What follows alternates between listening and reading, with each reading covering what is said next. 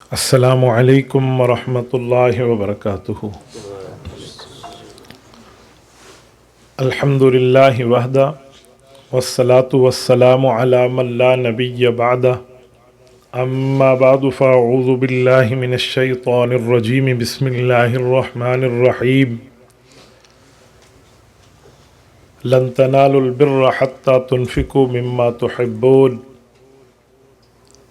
اللهم صل على محمد وعلى آل محمد كما صليت على إبراهيم وعلى آل إبراهيم إنك حميد مجيد، اللهم بارك على محمد وعلى آل محمد كما باركت على إبراهيم وعلى آل إبراهيم إنك حميد مجيد۔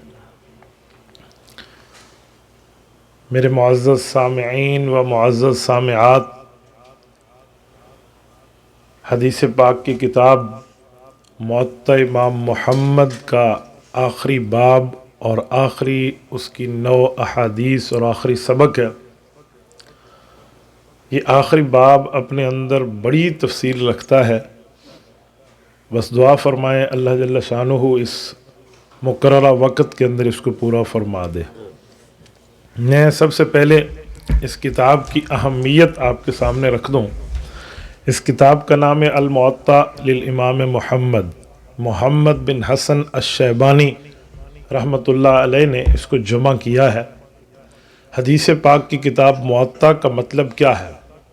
یہ توطا سے مشتق ہے، اس میں مفعول ہے، اسے آبجیکٹ کہتے ہیں انگلش میں، یہ وہ سینٹنس ہے۔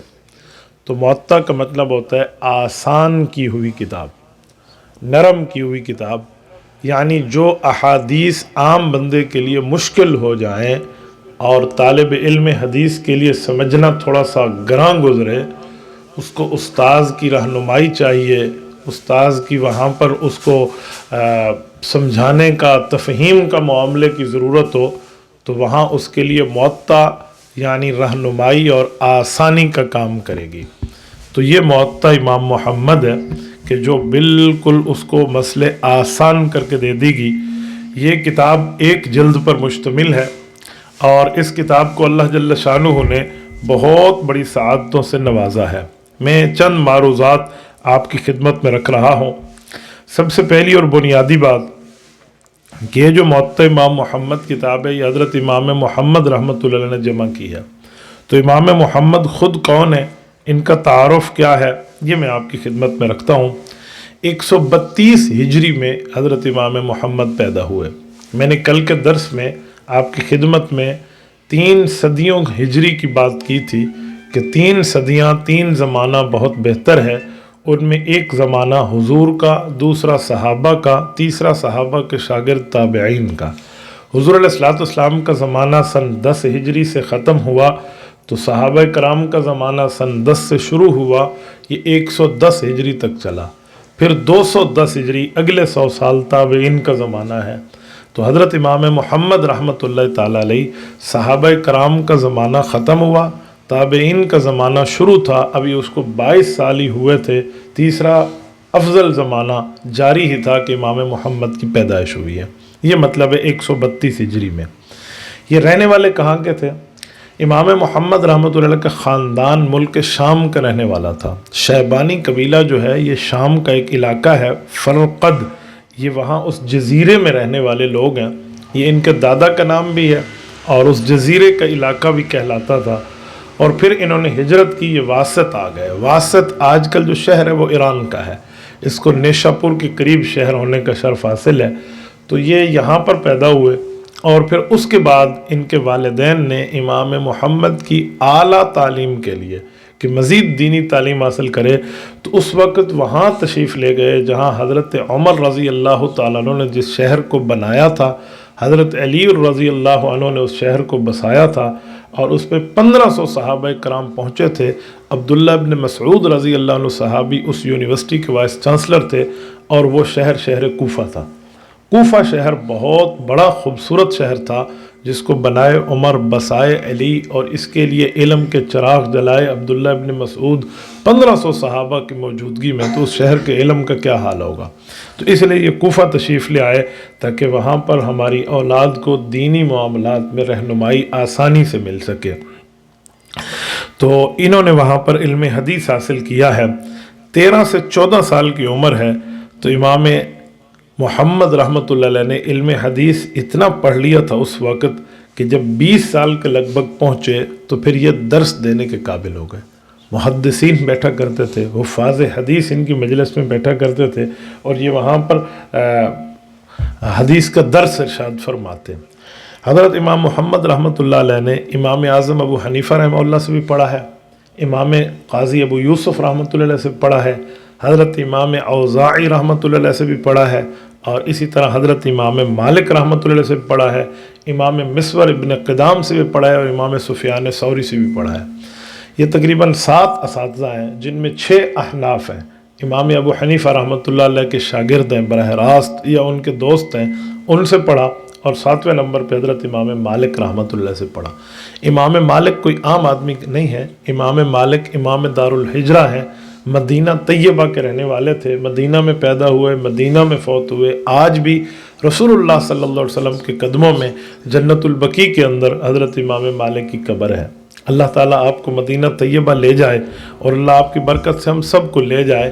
تو جب آپ مدینہ طیبہ جائیں گے، نبی پاک صلی اللہ علیہ وآلہ وسلم کے قدمین مبارک کی طرف جنت البقیع ہے، یہ اسی طرف حضرت امام نافع کی قبر ہے اور ان کے ساتھ حضرت امام مالک کی قبر ہے، اور حضرت امام مالک رحمۃ اللہ علیہ قبر مبارک وہی ہے، اور ان کے بالکل قریب ہمارے شیخ الحدیث حضرت مولانا محمد زکریا کاندلوی رحمۃ اللہ علیہ قبر مبارک ہے۔ تو یہ ان کو بھی سعادت ہے، فضائل اعمال جن نے حدیث کی کتاب لکھی ہے، تو یہ ان کی قبر مبارک وہی ہے۔ امام مالک رحمۃ اللہ علیہ کی کتاب موطا امام مالک کو سامنے رکھ کے انہوں نے موطا امام محمد مرتب کی ہے، امام محمد نے، تو اسی لیے پھر انہوں نے زیادہ تر احادیث حضرت امام مالک رحمۃ اللہ علیہ سے لی ہیں۔ خود فرماتے ہیں، مناقب قردری میں موجود ہے، کہتے ہیں اقمت علی باب مالک ثلاث سنین او اکثر وسمعت منہ 700۔ کہتے ہیں میں امام مالک کے پاس 3 سال ان کے دروازے پہ کھڑا رہا۔ ضروری نہیں ہے کہ دروازے پہ سب کچھ پڑھا، مراد یہ ہے کہ مجھے ان کے در سے ملا جو بھی ملا۔ تو کہتے ہیں میں ان کے 3 سال ان کے دروازے پہ رہا اور میں نے ان سے 700 رسول اللہ صلی اللہ علیہ وسلم کی حدیث کو سنا ہے۔ 700 حدیثوں کا مطلب براہ راست سننا، ورنہ امام محمد تو کئی لاکھ حدیث کے عالم تھے جو براہ راست ان سے رسول اللہ صلی اللہ علیہ وسلم کی روایتیں ان کی سند سے سنی تھی، تو اس کی روایات کی تعداد 700 بیان کر رہے ہیں۔ یہ بہت زیادہ ذہین تھے۔ امام محمد کی ذہانت اتنی مشہور ہے کہ حضرت امام مالک رحمۃ اللہ علیہ فرماتے ہیں کہ میرے پاس بڑے بڑے شاگرد پڑھنے آئے ہیں، لیکن جس طرح میں نے امام محمد کو پڑھتے اور ان کو ذہانت میں یاد کرتے دیکھا ہے، ایسے میں نے کسی کو نہیں دیکھا۔ تو کسی نے امام مالک سے پوچھا کہ آپ کیا کہتے ہیں؟ فرمایا نہیں، میں نے اپنے شاگردوں میں واقعی اس جیسا بندہ آج تک نہیں دیکھا جو اتنا ذہن اور اتنی ذہانت لے کر آئے۔ امام ذہبی بہت بڑی شخصیت ہے، امام شمس الدین ذہبی رحمۃ اللہ علیہ، احادیث میں بڑا نام ہے ان کا۔ وہ حضرت امام محمد رحمۃ اللہ علیہ کے لیے فرماتے ہیں کہ وَكَانَ مِنْ أَذْكِيَاءِ الْعَالَمِ، پوری دنیا میں سے سب سے ذہینوں میں اگر کسی ذہین کا نام بھی گنا جائے گا تو حضرت امام محمد رحمۃ اللہ علیہ کا گنا جائے گا۔ انتہائی خوبصورت تھے، اتنی اللہ تعالیٰ نے خوبصورتی اور خوبصورتی عطا فرمائی تھی کہ کوئی ان کو دیکھ کر نا وہ دنگ رہ جاتا۔ کہتے ہیں غیر مسلم نے حضرت امام محمد کے علوم سے متاثر ہو کے کلمہ پڑھا، تو وہ آیا اور آ کر بیٹھا، تو کلمہ پڑھتے وقت اس کے یہ لفظ تھے کہ یا ایھا المسلمین، مسلمانوں نے کہا کہ مسلمانوں، ھذا محمدکم الاصغر، یہ تو آپ کے چھوٹے محمد ہیں، فکیف محمدکم الاکبر، نبی علیہ الصلوۃ والسلام کا رتبہ کیا ہوگا؟ یعنی امام مالک رحمۃ اللہ علیہ کی جو ان نے موطا مرتب کی ہے وہ بھی ان کی تعریف کر رہے ہیں اور باقی بھی ان کی تعریف کر رہے ہیں، اپنے بھی اور پرائے بھی۔ اللہ نے ایسا رتبہ عطا فرمایا تھا۔ حضرت امام محمد رحمۃ اللہ علیہ کی عقل مندی کا اندازہ لگائے۔ امام ابو حنیفہ کے پاس یہ اس وقت آئے جب ان کے چہرے پہ داڑھی مبارک ابھی نہیں آئی تھی، تو حضرت امام ابو حنیفہ رحمۃ اللہ علیہ نے سوچا کہ ان کو کچھ وقت اپنے سے دور رکھا جائے، داڑھی آ جائے، پھر ان کو اس بڑی کلاس میں بٹھاؤں۔ تو حضرت امام ابو حنیفہ رحمہ اللہ نے فرمایا کہ ہمارے ہاں تو حافظ قرآن ہو پھر وہ فقہ کی کلاس میں بیٹھ سکتا ہے کہ علم حدیث حاصل کرے، آپ تو حافظ ہے کہ جی میں قرآن کا حافظ نہیں ہوں، فرمایا آپ جائیے پہلے حفظ کر کے آئیے۔ ان کا خیال تھا ایک عرصہ لگے گا، حفظ کرائے گا، اتنے میں اس کی داڑھی بھی آ جائے گی اور بڑوں کے کلاس میں بیٹھنے کے ماشاءاللہ مستحق بھی کہلائے گا۔ انہوں نے کہا جی وعدہ؟ کہا جی بالکل وعدہ، آپ حافظ بن کے آ جائیں ضرور ہم آپ کو بٹھائیں گے۔ امام محمد جمعہ کے دن آئے تھے، اگلے جمعہ پھر آ گئے۔ تو امام صاحب رحمۃ اللہ نے فرمایا بیٹا میں نے آپ کو کہا تھا آپ حفظ کر کے، کہ جی آپ مجھ سے سن لیں، میں نے پورا قرآن حفظ کر لیا۔ 6 پارے روزانہ کی بنیاد پر یاد کرنا، ایک ہفتے میں قرآن کا حافظ بننا، امام محمد رحمۃ اللہ علیہ کی ایک شان ہے۔ پورے ایک ہفتے میں، یعنی 7 دن کریں نا، قرآن کی 7 منازل ہیں، ایک منزل روزانہ حفظ کی۔ عرب ہے خود ماشاءاللہ، اہل عرب کی زبان بھی تو پھر اپنی، اور ذہانت بھی تو دیکھیں نا، تو جو بھی جہاں سے بھی امتحان لیں امام صاحب رحمۃ اللہ علیہ آیات سنا دیں، ان کو پتہ ہے جو بھی پڑھ رہے ہیں۔ تو حضرت امام صاحب رحمۃ اللہ نے اپنے وعدے کے مطابق انہیں داخلہ دے دیا تھا، پھر یہ امام صاحب سے پڑھے ہیں، بڑا عرصہ حضرت امام محمد رحمۃ اللہ نے ان سے پڑھا ہے، اور 20 سال کی عمر جب ہوئی نا تو ان سے محدثین پڑھنا شروع ہو گئے تھے، کیونکہ امام صاحب رحمۃ اللہ کے پاس یہ 13 سال کی عمر میں پہنچے ہیں۔ 13 اور 14 سال ان کی عمر کب بنے گی؟ 32 میں پیدا ہوئے ہیں تو 43 کر لیں، 44 کر لیں، یہ امام صاحب رحمۃ اللہ کی عمر پہنچے۔ امام صاحب کا انتقال 150 ہجری میں ہے، یعنی 6 سال امام صاحب سے پڑھے ہیں، تو 14 اور 6 20 ہی بنے۔ تو جب امام صاحب دنیا سے رخصت ہوئے تو یہ استاذ بن چکے تھے، تو یہ اس وقت پڑھا رہے تھے 20 سال کی عمر میں۔ اور اگر میں ان کے شاگردوں کے نام آپ کے سامنے لوں نا کہ امام محمد کے شاگرد کون ہیں، تو وہ امت کے بہت بڑی بڑی شخصیات ہیں، بہت بڑے بڑے محدث، بہت بڑے بڑے فقیہ ہیں جنہوں نے امام محمد رحمۃ اللہ علیہ سے پڑھا ہے۔ مثلا ایک بہت بڑا نام ہے دنیا میں امام شافعی رحمۃ اللہ علیہ کا۔ امام شافعی امام محمد کے شاگرد ہیں۔ کتنا عرصہ امام شافعی علم حدیث امام محمد رحمۃ اللہ سے پڑھتے رہے۔ ایک موقع پہ کسی نے امام شافعی رحمۃ اللہ سے پوچھا کہ آپ نے کتنا پڑھا امام محمد سے؟ تو امام شافعی رحمۃ اللہ فرمانے لگے کہ حفظت ان محمد وقر بعیر، کہ میں نے اتنا امام محمد سے علم حدیث پڑھا ہے جتنی کتابوں کو اونٹوں کا لشکر اپنی پشت پہ اٹھا کے چلے گا نا، تو اتنی کتابیں تو میں نے امام محمد سے حفظ کر لی تھی۔ اس حد تک حضرت امام شافعی رحمہ اللہ اپنے اس استاذ کے قائل تھے۔ بلکہ امام شافعی رحمۃ اللہ تعالیٰ علیہ کو ایک آزمائش سے دوچار ہونا پڑا ایک مرتبہ۔ بادشاہ وقت نے ان کے اوپر ایک الزام کو ثابت سمجھ لیا تھا، حالانکہ وہ الزام تھا، ثابت نہیں تھا، کہ ان نے اس طرح بات کی ہے، یہ وہ ریاست کے خلاف فلاں فلاں۔ تو اس زمانے میں اس کی سزا گردن زدی تھی کہ ان کو قتل کر دیں۔ تو ایک چمڑے کا تخت بچھایا جاتا تھا اور اس کے اوپر اس شخص کو بٹھایا جاتا، پھر جلاد کو بلایا جاتا، وہ اس کی گردن اڑا دیتا۔ اس وقت امام شافعی کو اس پر بٹھا دیا گیا تھا، جلاد کو بلوا دیا گیا تھا، اور اس نے تلوار اپنے نیام سے نکال لی تھی۔ اتفاقاً امام محمد اس بادشاہ کے دربار میں پہنچے، اتفاقاً، پتہ بھی نہیں تھا کہ کیا ہو رہا ہے یہاں۔ تو امام محمد کی آمد پہ جو شور ہوا نا تو لوگ ہٹے، تو بادشاہ نے پوچھا کیا ہوا؟ کہ جی امام محمد تشریف لائے۔ تو وہ کھڑے ہو گئے، وہ آ کے بیٹھے ان کے ساتھ، تو دیکھا امام شافعی رحمۃ اللہ علیہ، اس وقت ان کا نام تھا مصری عالم، مصر سے آئے تھے امام شافعی۔ اس کو دیکھا نا کہ جلاد اس کی گردن اتارے، انہوں نے سمجھا کسی کا قصاص ہوگا، تو انہوں نے جلاد کو اشارہ کیا اور بادشاہ کو، تو رک گیا، کہ کیا ہوا ان کا؟ تو کہا ان پہ ایسا ایسا معاملہ ہے، یہ ریاست کے خلاف یہ کام کر رہے ہیں، یوں کر رہے ہیں۔ تو امام محمد نے فرمایا نہیں ایسا تو نہیں ہے، میں تو اس شخص کو براہ راست جانتا ہوں، یہ تو ایک اچھے عالم دین ہے اور بہترین پڑھنے آئے ہیں یہاں پر، مصر سے تشریف لائے ہیں، آپ ان کے ساتھ زیادتی کر رہے ہیں، جو گواہان گواہی دے رہے ہیں میرے سامنے آپ لائیں، میں تو اس کے دن رات کو جانتا ہوں، اس جیسا عالم تو ہوگا نہیں۔ یعنی ان کے اچھے میں تعریف بھی کی اور حقیقت بھی بتا۔ تو بادشاہ ہارون الرشید اس وقت رک گئے، اس نے کہا اچھا آپ گواہی دینے؟ فرمایا میں اس کے حق میں گواہی دیتا ہوں۔ یعنی جس وقت تلوار نیام سے نکل چکی تھی، امام شافعی کی گردن پہ پڑنے والی تھی، امام محمد رحمۃ اللہ کی وجہ سے وہ بچ گئے۔ یہ امام شافعی ان کے شاگرد ہیں۔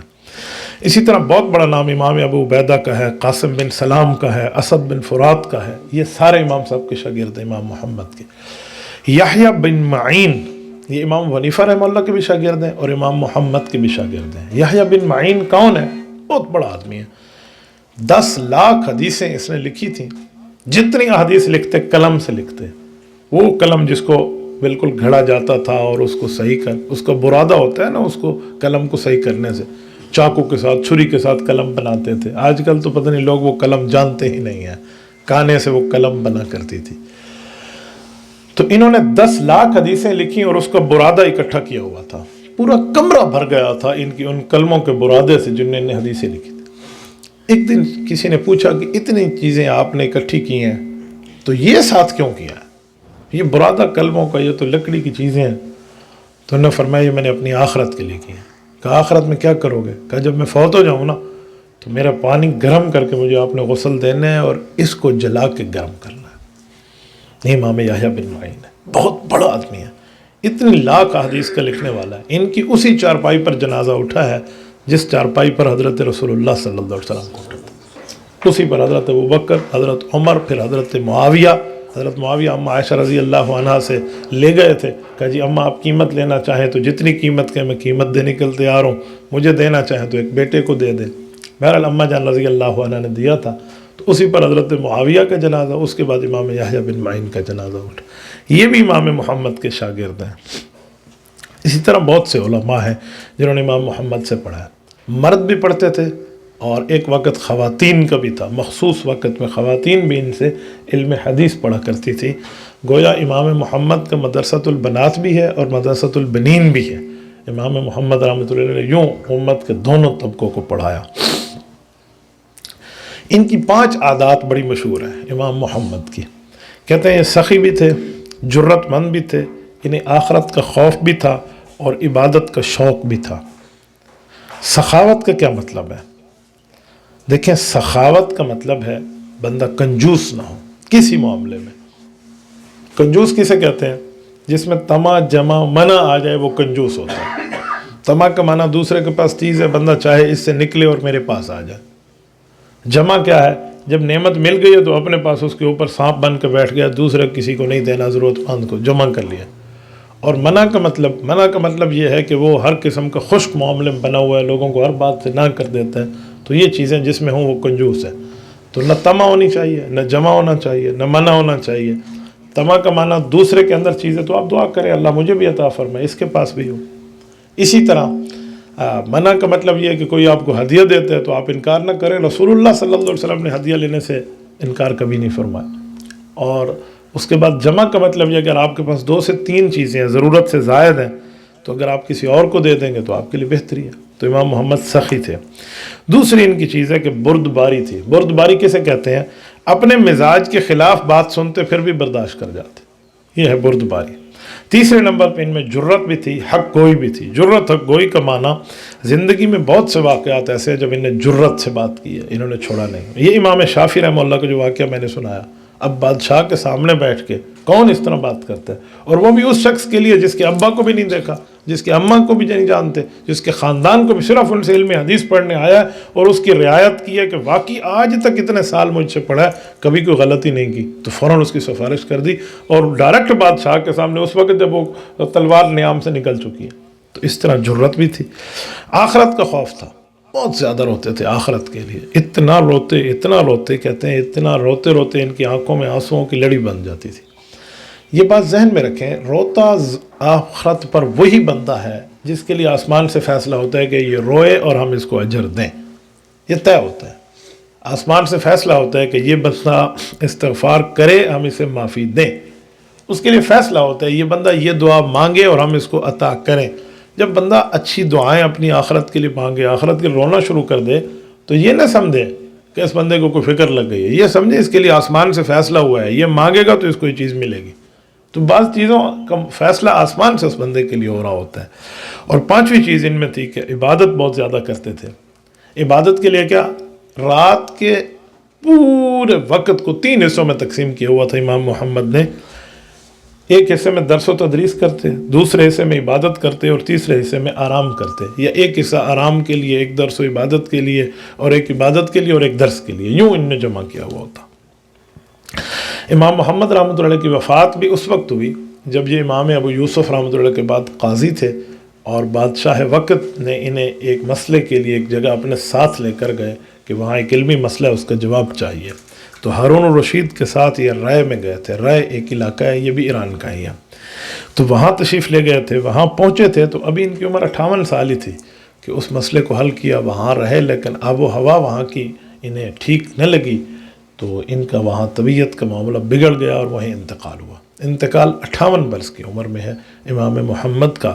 بہت بڑی خدمت ان نے کی ہے، بہت بڑی دین کی خدمت۔ دراصل وہیں ایک فوجی قلعہ تھا، اس کے اندر ان کی وہاں قبر مبارک بنی ہے۔ اللہ ان کی قبر پہ کروڑوں اربوں خربوں رحمت نازل فرمائے۔ میری زندگی میں بڑا شوق ہے کہ میں کبھی حضرت امام محمد رحمۃ اللہ علیہ، امام ابو یوسف، امام ابو حنیفہ کی قبر پہ حاضری دوں۔ کئی دفعہ مواقع بنے لیکن بعض وجوہات پر میں سفر نہیں کر سکا، تو دعا فرمائے اللہ ہم سب کو یہ سعادت عطا فرمائے۔ امام محمد رحمۃ اللہ علیہ نے کئی کتابیں لکھی ہیں۔ ایک کتاب ان کی ہے مبسوط، ایک جامع صغیر ہے، جامع کبیر ہے، سیر صغیر ہے، سیر کبیر ہے، اسی طرح رقیات ہے، کتاب الحج ہے، زیادات ہے، مختلف کتابیں امام محمد رحمۃ اللہ علیہ کی ہیں، اور یہ احناف کے اصل الاصول کہلاتے ہیں، یہ وہ کتابیں ہیں۔ حضرت امام محمد رحمۃ اللہ علیہ نے جتنی روایات قرآن اور حدیث سے امام ابو حنیفہ سے پڑھی اور امام ابو حنیفہ سے سن کے جو مسائل لکھے ہیں نا، کہتے ہیں اس کی تعداد 10,70,000 بنتی ہے۔ قرآن کریم اور حدیث نبویہ، صحابہ کرام، اہل بیت کے فتاویٰ کو سامنے رکھ کے وہاں سے مسئلے نکال کے امت کی آسانی کے لیے دینا، 10.5 لاکھ سے زائد مسائل۔ عام بندے کو تو یہ بھی نہیں پتہ ہوگا 10.5 لاکھ، 10,70,000 میں صفر کتنی آتی ہے، اور یہ امام ابو محمد رحمۃ اللہ علیہ نے امام ابو حنیفہ سے پڑھ کے امت کے لیے دیے ہیں۔ یہ جو کتاب ہے موطا امام محمد، جس کے لیے آپ اور ہم یہاں جمع بیٹھے ہیں، یہ وہ کتاب ہے جس کو امام محمد نے آسان کر کے لکھا ہے۔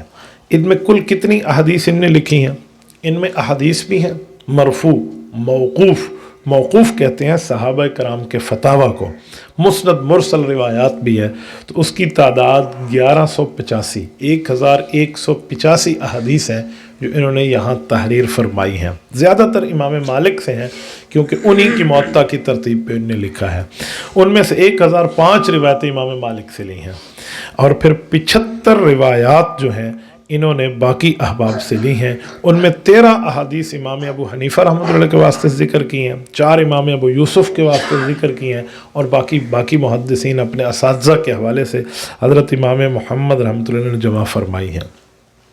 یہ کتاب موطا امام محمد جو ہے، اس میں تقریباً کوئی 7 یا 8 چیزیں ہیں جس کی وجہ سے یہ کتاب بہت زیادہ اپنے آپ کو ممتاز رکھتی ہے۔ اس میں ایک پہلی چیز یہ ہے کہ امام محمد رحمۃ اللہ جب باب قائم کر رہے ہوتے ہیں، ترجمۃ الباب جب لکھتے ہیں تو اس میں پھر روایت بھی لکھ دیتے ہیں، مرفوع ہو یا موقوف ہو وہ بھی لکھ دیتے ہیں۔ کبھی لفظ اثر کا لفظ استعمال کرتے ہیں، اثر ایسے آیا یعنی اثر میں آیا، اثر سے مراد مرفوع حدیث بھی ہو جاتی ہے، صحابہ کے اقوال بھی ہیں۔ پھر جب عنوان کی ابتدا کرتے ہیں تو اس کا نام باب رکھتے ہیں یا کتاب رکھتے ہیں، کسی جگہ ابواب بھی رکھ دیتے ہیں۔ امام محمد رحمۃ اللہ نے تیسری نمبر پہ اس میں بہت سی چیزیں لکھ کر نا، احادیث لکھ کر اس میں بتاتے ہیں نا، مختلف احادیث ہوتی ہیں، کچھ پہلے دور کی، کچھ درمیانی دور کی، کچھ آخری دور کی۔ تو رسول اللہ صلی اللہ علیہ وسلم کے جو آخری دور کا عمل ہے وہ امت کے لیے قابل عمل ہے، پہلے جو چیزیں ہیں وہ قابل احترام ہیں، کیونکہ بعض چیزیں ایسی ہوتی ہیں جو پہلے ہوتی ہیں بعد میں منع ہو جاتی ہیں۔ تو یہ آخری زمانے کی حدیث لیتے ہیں تو اس میں 2 اشارے لکھتے ہیں، فرماتے ہیں آخذو بہی آخذو یا بہا نہ اخذو، کہ اس سے مطابق میں فتویٰ دیتا ہوں یا ہمارا فتویٰ یہی ہے۔ یہ جملہ کہہ کے مسلک احناف کی طرف اشارہ کرتے ہیں کہ ہمارا اس مسئلے پر عمل ہے۔ چوتھے نمبر پہ ایک چیز ہے، مثلا کچھ محدثین وہ ہیں جو اخبرنا کہتے ہیں کہ ہمیں خبر ملی ہے، کچھ کہتے ہیں حدثنا ہمیں حدیث ملی ہے۔ تو حدیث اور خبر میں ایک فرق ذکر کرتے ہیں۔ امام محمد رحمۃ اللہ علیہ فرق نہیں کرتے، امام محمد دونوں کو حدیث کے معنی میں لیتے ہیں، ایک چھوٹا سا فرق رکھتے ہیں۔ اخبرنا ڈائریکٹ استاذ کے لیے کہتے ہیں، اور حدثنا اپنے استاذ کے استاذ کے لیے کہتے ہیں۔ براہ راست استاذ کی بات ہو تو اخبرنا کہتے ہیں، مجھے میرے استاد نے خبر دی ہے، اور استاذ کے استاذ کی بات ہو تو حدثنا کہتے ہیں۔ یہ ان کا چھوٹا سا فرق ہے جو عام طور پہ شیوخ کے اوپر لوگوں کے لیے یہ استعمال فرما دیتے ہیں۔ 5ویں نمبر پہ امام محمد رحمۃ اللہ علیہ جب اپنی رائے ذکر فرماتے ہیں تو کبھی کبھی اپنے اساتذہ کی بات بھی ساتھ کرتے ہیں۔ مثلا امام حنیفہ رحمۃ اللہ علیہ کی بات ان نے اکثر فرمائی ہے تو اس میں کہتے ہیں وَهُوَ قَوْلُ أَبِي حنیفہ، یا کہتے ہیں العامۃ من فقہائنا، یہ ہمارے تمام فقہا کا مذہب ہے، امام صاحب کا یہی مذہب ہے، تو اس طرح بھی ساتھ لکھ دیتے ہیں۔ फ़क़ीह फ़ुक़हा, ये फ़क़ीह का क्या मतलब है? फ़क़ीह कहते हैं माहिर शरीयत को, जो शरीयत का माहिर बन जाए, एक्सपर्ट हो जाए। देखिए बड़ा डॉक्टर हो तो उसको डीन कहते हैं या सर्जन कहते हैं। तो इसी तरह जो बड़ा आलिम हो, जिसको दीन के ऊपर पूरी दस्तरस हासिल हो, तो उसे फ़क़ीह कहते हैं कि दीन का माहिर है। तो ये लफ्ज़ भी उसके लिए कह देते हैं।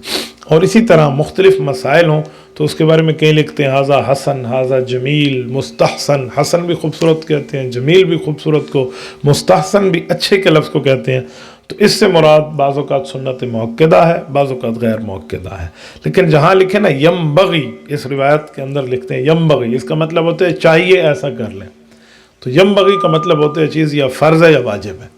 ये इमाम मोहम्मद रहमतुल्लाह अलैह का एक जो है ना तर्ज़ है। और कहीं पर कोई मसला लिखें और आगे लिख दें ला बअस भी, कोई हर्ज नहीं है, आप कर सकते हैं। तो इसका मतलब ये है कि फ़र्ज़ भी नहीं है, वाजिब भी नहीं है, सुन्नत भी नहीं है, जायज़ है। कोई काम जायज़ होता है, कर लो ठीक है, न कर लो ठीक है, तो उसको सुन्नत और दीन नहीं समझा जाता। तो ये उस तरफ इशारा करते हुए ला बअस बिही का लफ्ज़ इस्तेमाल फरमाते हैं। इमाम मोहम्मद रहमतुल्लाह अलैह ने 7वें नंबर पे इसमें बालागना का लफ्ज़ इस्तेमाल फरमाया है। इसको क्या कहते हैं कि हम तक ये बात पहुँची है, यानी ये मुहद्दिसीन का उसूल ज़िक्र फरमाते हैं तो यूँ कह देते हैं। और इमाम मोहम्मद रहमतुल्लाह ताला अलैह ने इसमें जो हदीस ज़िक्र की है उसमें कोई हदीस ऐसी नहीं है जो झूठी हो, जिसको हम कहते हैं मौजू। झूठी रिवायत इसमें कोई नहीं है, कोई रिवायत मौजू नहीं है। इसके ऊपर वज़ा की जरह इमाम मोहम्मद रहमतुल्लाह की किताब में मौजूद नहीं है। हाँ, कुछ रिवायात पर ज़ुअफ़ की जरह है कि ज़ईफ़ है। एक बात जहन में रखें, अवाम समझती है कि जो झूठी रिवायत होती है वही ज़ईफ़ होती है। फ़र्क है, ज़ईफ़ रिवायत और है, झूठी रिवायत और है। झूठी रिवायत का मतलब होता है गलत है, झूठ है, बहतान है, इल्ज़ाम है, गलत बात की है, इसको कहते हैं मौजू रिवायत। और ज़ईफ़ का मतलब ये नहीं है कि वो रिवायत गलत है, झूठ है। ज़ईफ़ का एक फ़र्क है। बाज़ औक़ात हदीस सही होती है, रावी ज़ईफ़ कब हो जाता है? जिस वक्त रावी कोई ऐसा काम कर रहा हो जो काम शरीयत में अच्छा ना हो। मैं मिसाल के तौर पे कहता हूँ, कोई बंदा सर नंगे बाज़ारों में घूमने का आदी है, या अपने घर में कबूतर रख रहा है, या कुछ ऐसा काम कर रहा है जिसको शरीयत अच्छा नहीं समझ रही, तो उसकी रिवायत को ज़ईफ़ कह दिया जाता है। इसका ये मतलब नहीं है नबी अलैहिस्सलाम की हदीस झूठी है, इसका ये मतलब नहीं है हुज़ूर का फरमान गलत, उस सनद को ज़ईफ़ कह दिया जाता है। तो ज़ईफ़ रिवायत को हम झूठा नहीं कह सकते। हाँ, ज़ईफ़ का हल मौजूद है। जब एक रिवायत ज़ईफ़ आ जाए, बात तो ठीक होती है, तो अब उसको कैसे तस्लीम करें, उसका ज़ुअफ़, उसका ज़ईफ़ होना ख़त्म करें, तो 3-4 बहुत आसान तरीके हैं। पहला तरीका यह है कि उसी तरह की दूसरी हदीस देख लें, तीसरी देख लें, 2-3 हदीसें मिल के ना तो ज़ुअफ़ ख़त्म हो जाता है कि बात ठीक है। इसे कहते हैं तअद्दुद तुर्क। और इसके अलावा एक और मामला भी है। वो मामला ये है कि कोई फ़क़ीह माहिर शरीयत हो, उससे इस्तिदलाल कर ले।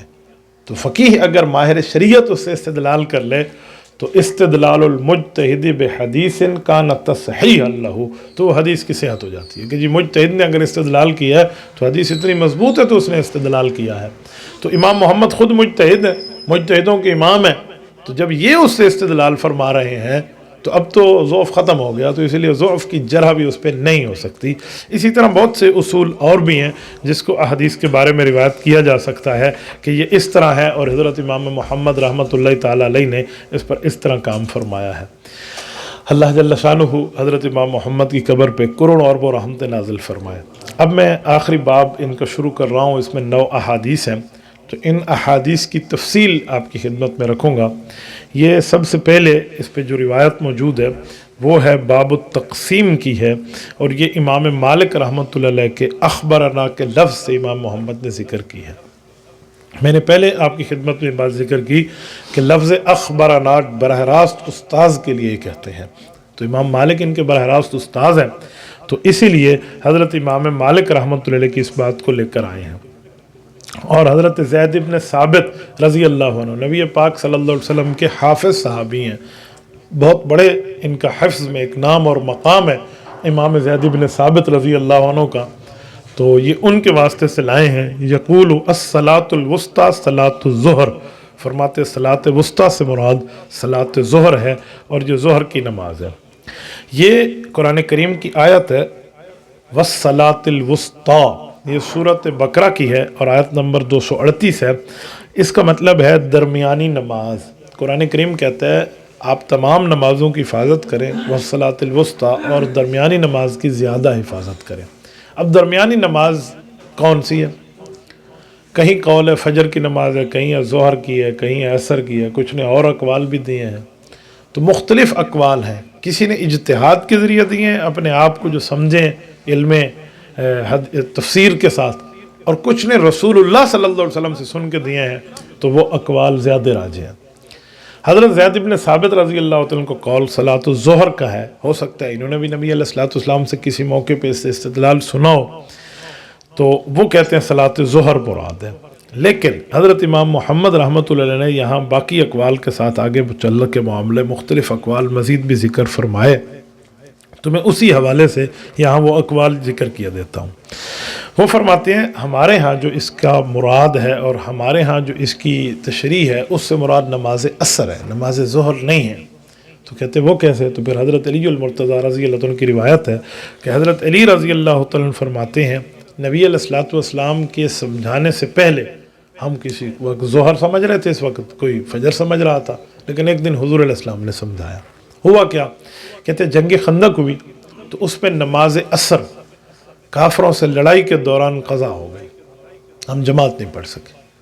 تو نبی پاک صلی اللہ علیہ وسلم کو بہت غصہ آیا، آپ علیہ السلام نے اللہ کے دربار میں عرض کیا، اے اللہ ملأہ اللہ بیوتہم وقبورہم حبسونا عن صلاۃ الوسطیٰ، فرمایا اللہ ان ظالموں کے گھروں اور ان کے قبروں کو جہنم کی آگ سے بھر دے، انہوں نے ہمیں صلاۃ وسطیٰ سے روک دیا۔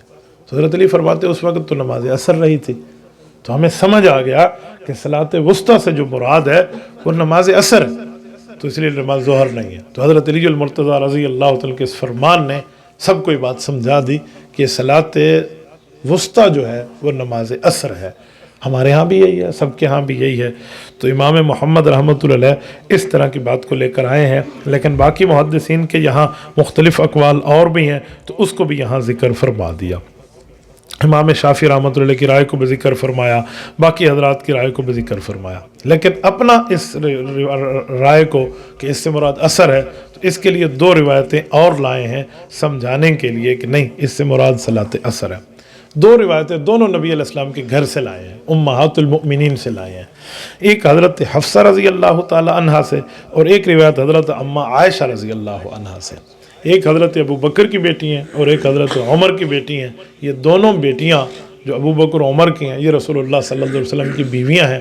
تو حضرت ابو بکر و عمر نبی علیہ الصلوۃ والسلام کے شاگرد ہیں، صحابی ہیں، تو اس حساب سے سسر بھی ہیں۔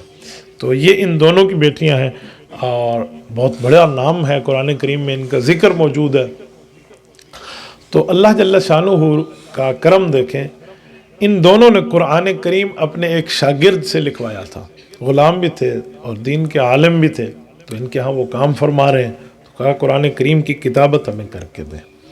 تو جب قرآن کریم کی کتابت اس نے کی تو سورۃ بقرہ وہ شروع کر رہا تھا، اور جب اس آیت کے قریب پہنچو تو حضرت حفصہ نے انہیں فرمایا تھا کہ دیکھو اذا بلغت هذه الآیہ، جب حافظ الصلاۃ والی آیت پہ آئے نا تو والصلاۃ الوسطیٰ پہ آئے، تو مجھے ذرا بتانا لکھنے سے پہلے۔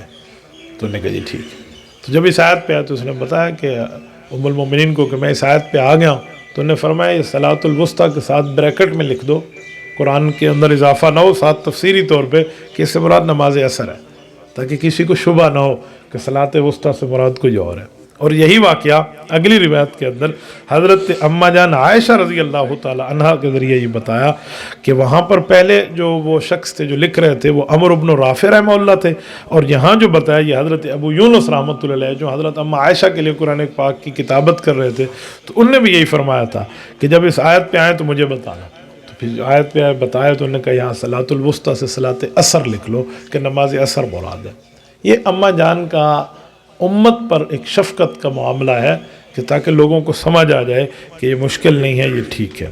اس سے آگے جو تین روایتیں ہو گئی، چوتھے نمبر پہ روایت جو ہے وہ روایت ہے اخبرنا مالک اخبرنا عمارہ بن سیاد انہ سمع سعید بن المسیب یقول فی الباقیات الصالحات قول العبد سبحان اللہ والحمد للہ ولا الہ الا اللہ واللہ اکبر ولا حول ولا قوة الا باللہ العلی العظیم۔ یہ روایت ہے۔ इस रिवायत को हज़रत इमाम मालिक रहमतुल्लाह के वास्ते से हज़रत इमाम मोहम्मद ने ज़िक्र फरमाया है। तर्जुमा इसका ये है कि हज़रत उमारा बिन सय्याद रज़ी रहमतुल्लाह अलैह फरमाते हैं कि हज़रत सईद इब्न मुसय्यब रहमतुल्लाह अलैह ने कुरान करीम की आयत वल बाक़ियातुस सालिहात की तशरीह फरमाते हुए इरशाद फरमाया कि इसकी तशरीह ये है कि बंदा यूँ कहे सुबहानल्लाहि वल्हम्दुलिल्लाहि वला इलाहा इल्लल्लाहु वल्लाहु अकबर वला हौला वला कुव्वता इल्ला बिल्लाहिल अलिय्यिल अज़ीम। इससे मुराद क्या है? ये सूरतुल बकरा की आयत है और सूरतुल बकरा की आयत की तशरीह ये समझाना चाह रहे हैं कि रब्बे करीम ने सूरतुल बकरा के अंदर सारी सूरतुल कहफ के अंदर जो हमें समझाया है वल बाक़ियातुस सालिहात, तो वो क्या मुराद है? तो ये सूरतुल कहफ है और ये उसकी आयत नंबर 46 है, 46 ये कुरान करीम की। अलमालु वल बनून ज़ीनतुल हयातिद दुनिया वल बाक़ियातुस सालिहात खैरुन इंद रब्बिका सवाबन व खैरुन अमला। ये आयत ये यहाँ समझाना चाह रहे हैं इस आयत की तशरीह कि यहाँ लफ्ज़ है वल बाक़ियातुस सालिहात, फरमाया नेकियां वो जो बाकी रहेंगी। तो बाकी रहने वाली नेकियों का मामला क्या है? फरमाया ये जो माल और औलाद है ना, ये तो दुनिया का मामला है, लेकिन कुछ ऐसे हैं जो आपके आखरत के मामलात में भी साथ रहे, तो वो चीज़ भी आप साथ रखें ताकि वो आखरत में उस पर आपको सवाब भी हो और बेहतरीन जज़ा खैर और बेहतरीन अमल भी हो। तो इससे दो बातें समझ आई, औलाद और माल को बंदा ऐसे लगाए कि आखरत में वो भी बंदे के लिए नेकी बन जाए और इसके साथ नेकियों को भी रखे। तो नेकियों के लिए क्या लफ्ज़ हैं? तो इस ताबी हज़रत सईद इब्न मुसय्यब ने उसकी तशरीफ़ फरमाई कि इससे मुराद सुबहानल्लाहि वल्हम्दुलिल्लाहि वला इलाहा इल्लल्लाहु वल्लाहु अकबर वला हौला वला कुव्वता इल्ला बिल्लाहिल अलिय्यिल अज़ीम है। हमारे यहाँ इसको तीसरा कलमा कहा जाता है।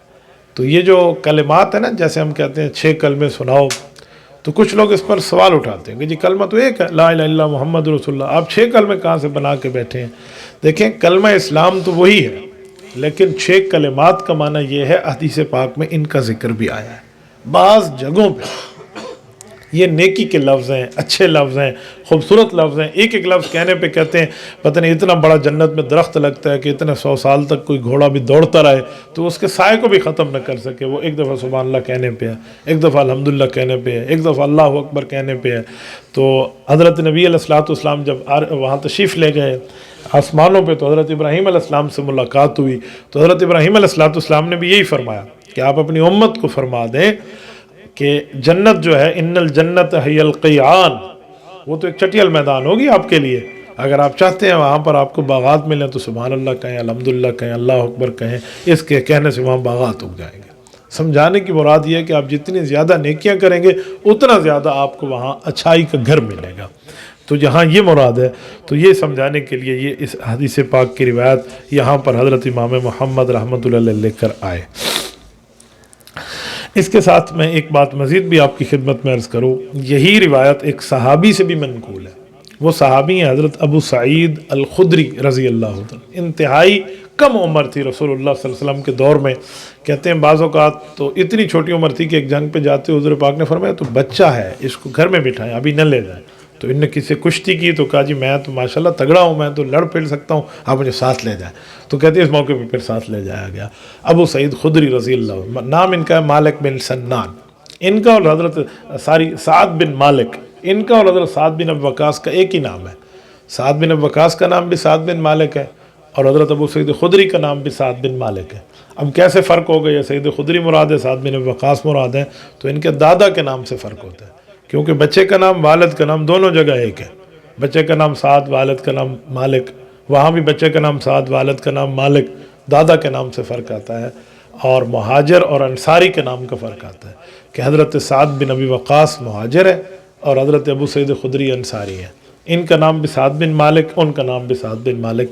हज़रत साद बिन अबी वक़ास के दादे का नाम वहैब है और हज़रत अबू सईद खुदरी के दादे का नाम सन्नान है। तो वो साद बिन मालिक बिन वहैब है और ये साद बिन मालिक बिन सन्नान है। तो ये इनके नाम का फ़र्क है। ये बड़ा अरसा ज़िंदा रहे। तो ये भी फरमाते हैं कि मैंने नबी अलैहिस्सलाम से सुना था, आप अलैहिस्सलाम ने इरशाद फरमाया अल बाक़ियातुस सालिहात की कसरत करो। क्या माना कि उन नेकियों को ज़्यादा करो जो नेकियां बाकी रहेंगी, यानी ऐसा काम करें जो काम आपको दुनिया में ख़त्म ना हो, आखिरत में चलता रहे। کیا مطلب؟ ایسی بندہ نیکی کرے، ایسا بندہ لفظ کہے، ایسی بندہ عبادت کرے اور ایسی نیکی میں اپنا حصہ ملا ہے جو اس کی موت کے بعد بھی جاری رہے، ایسی نیکی میں حصہ ملا ہے۔ تو یہ نبی علیہ السلام فرماتے تھے۔ تو کہتے ہیں ہم نے عرض کیا یا رسول اللہ نیکیوں میں سے کچھ نیکیاں ہمیں فرما دیں، تو حضور نے فرمایا اللہ اکبر کہو، سبحان اللہ کہو، الحمدللہ کہو، ولا حول ولا قوت الا باللہ، یہ پڑھنا شروع کر دو۔ تو آپ علیہ الصلوۃ والسلام نے یہ سمجھایا۔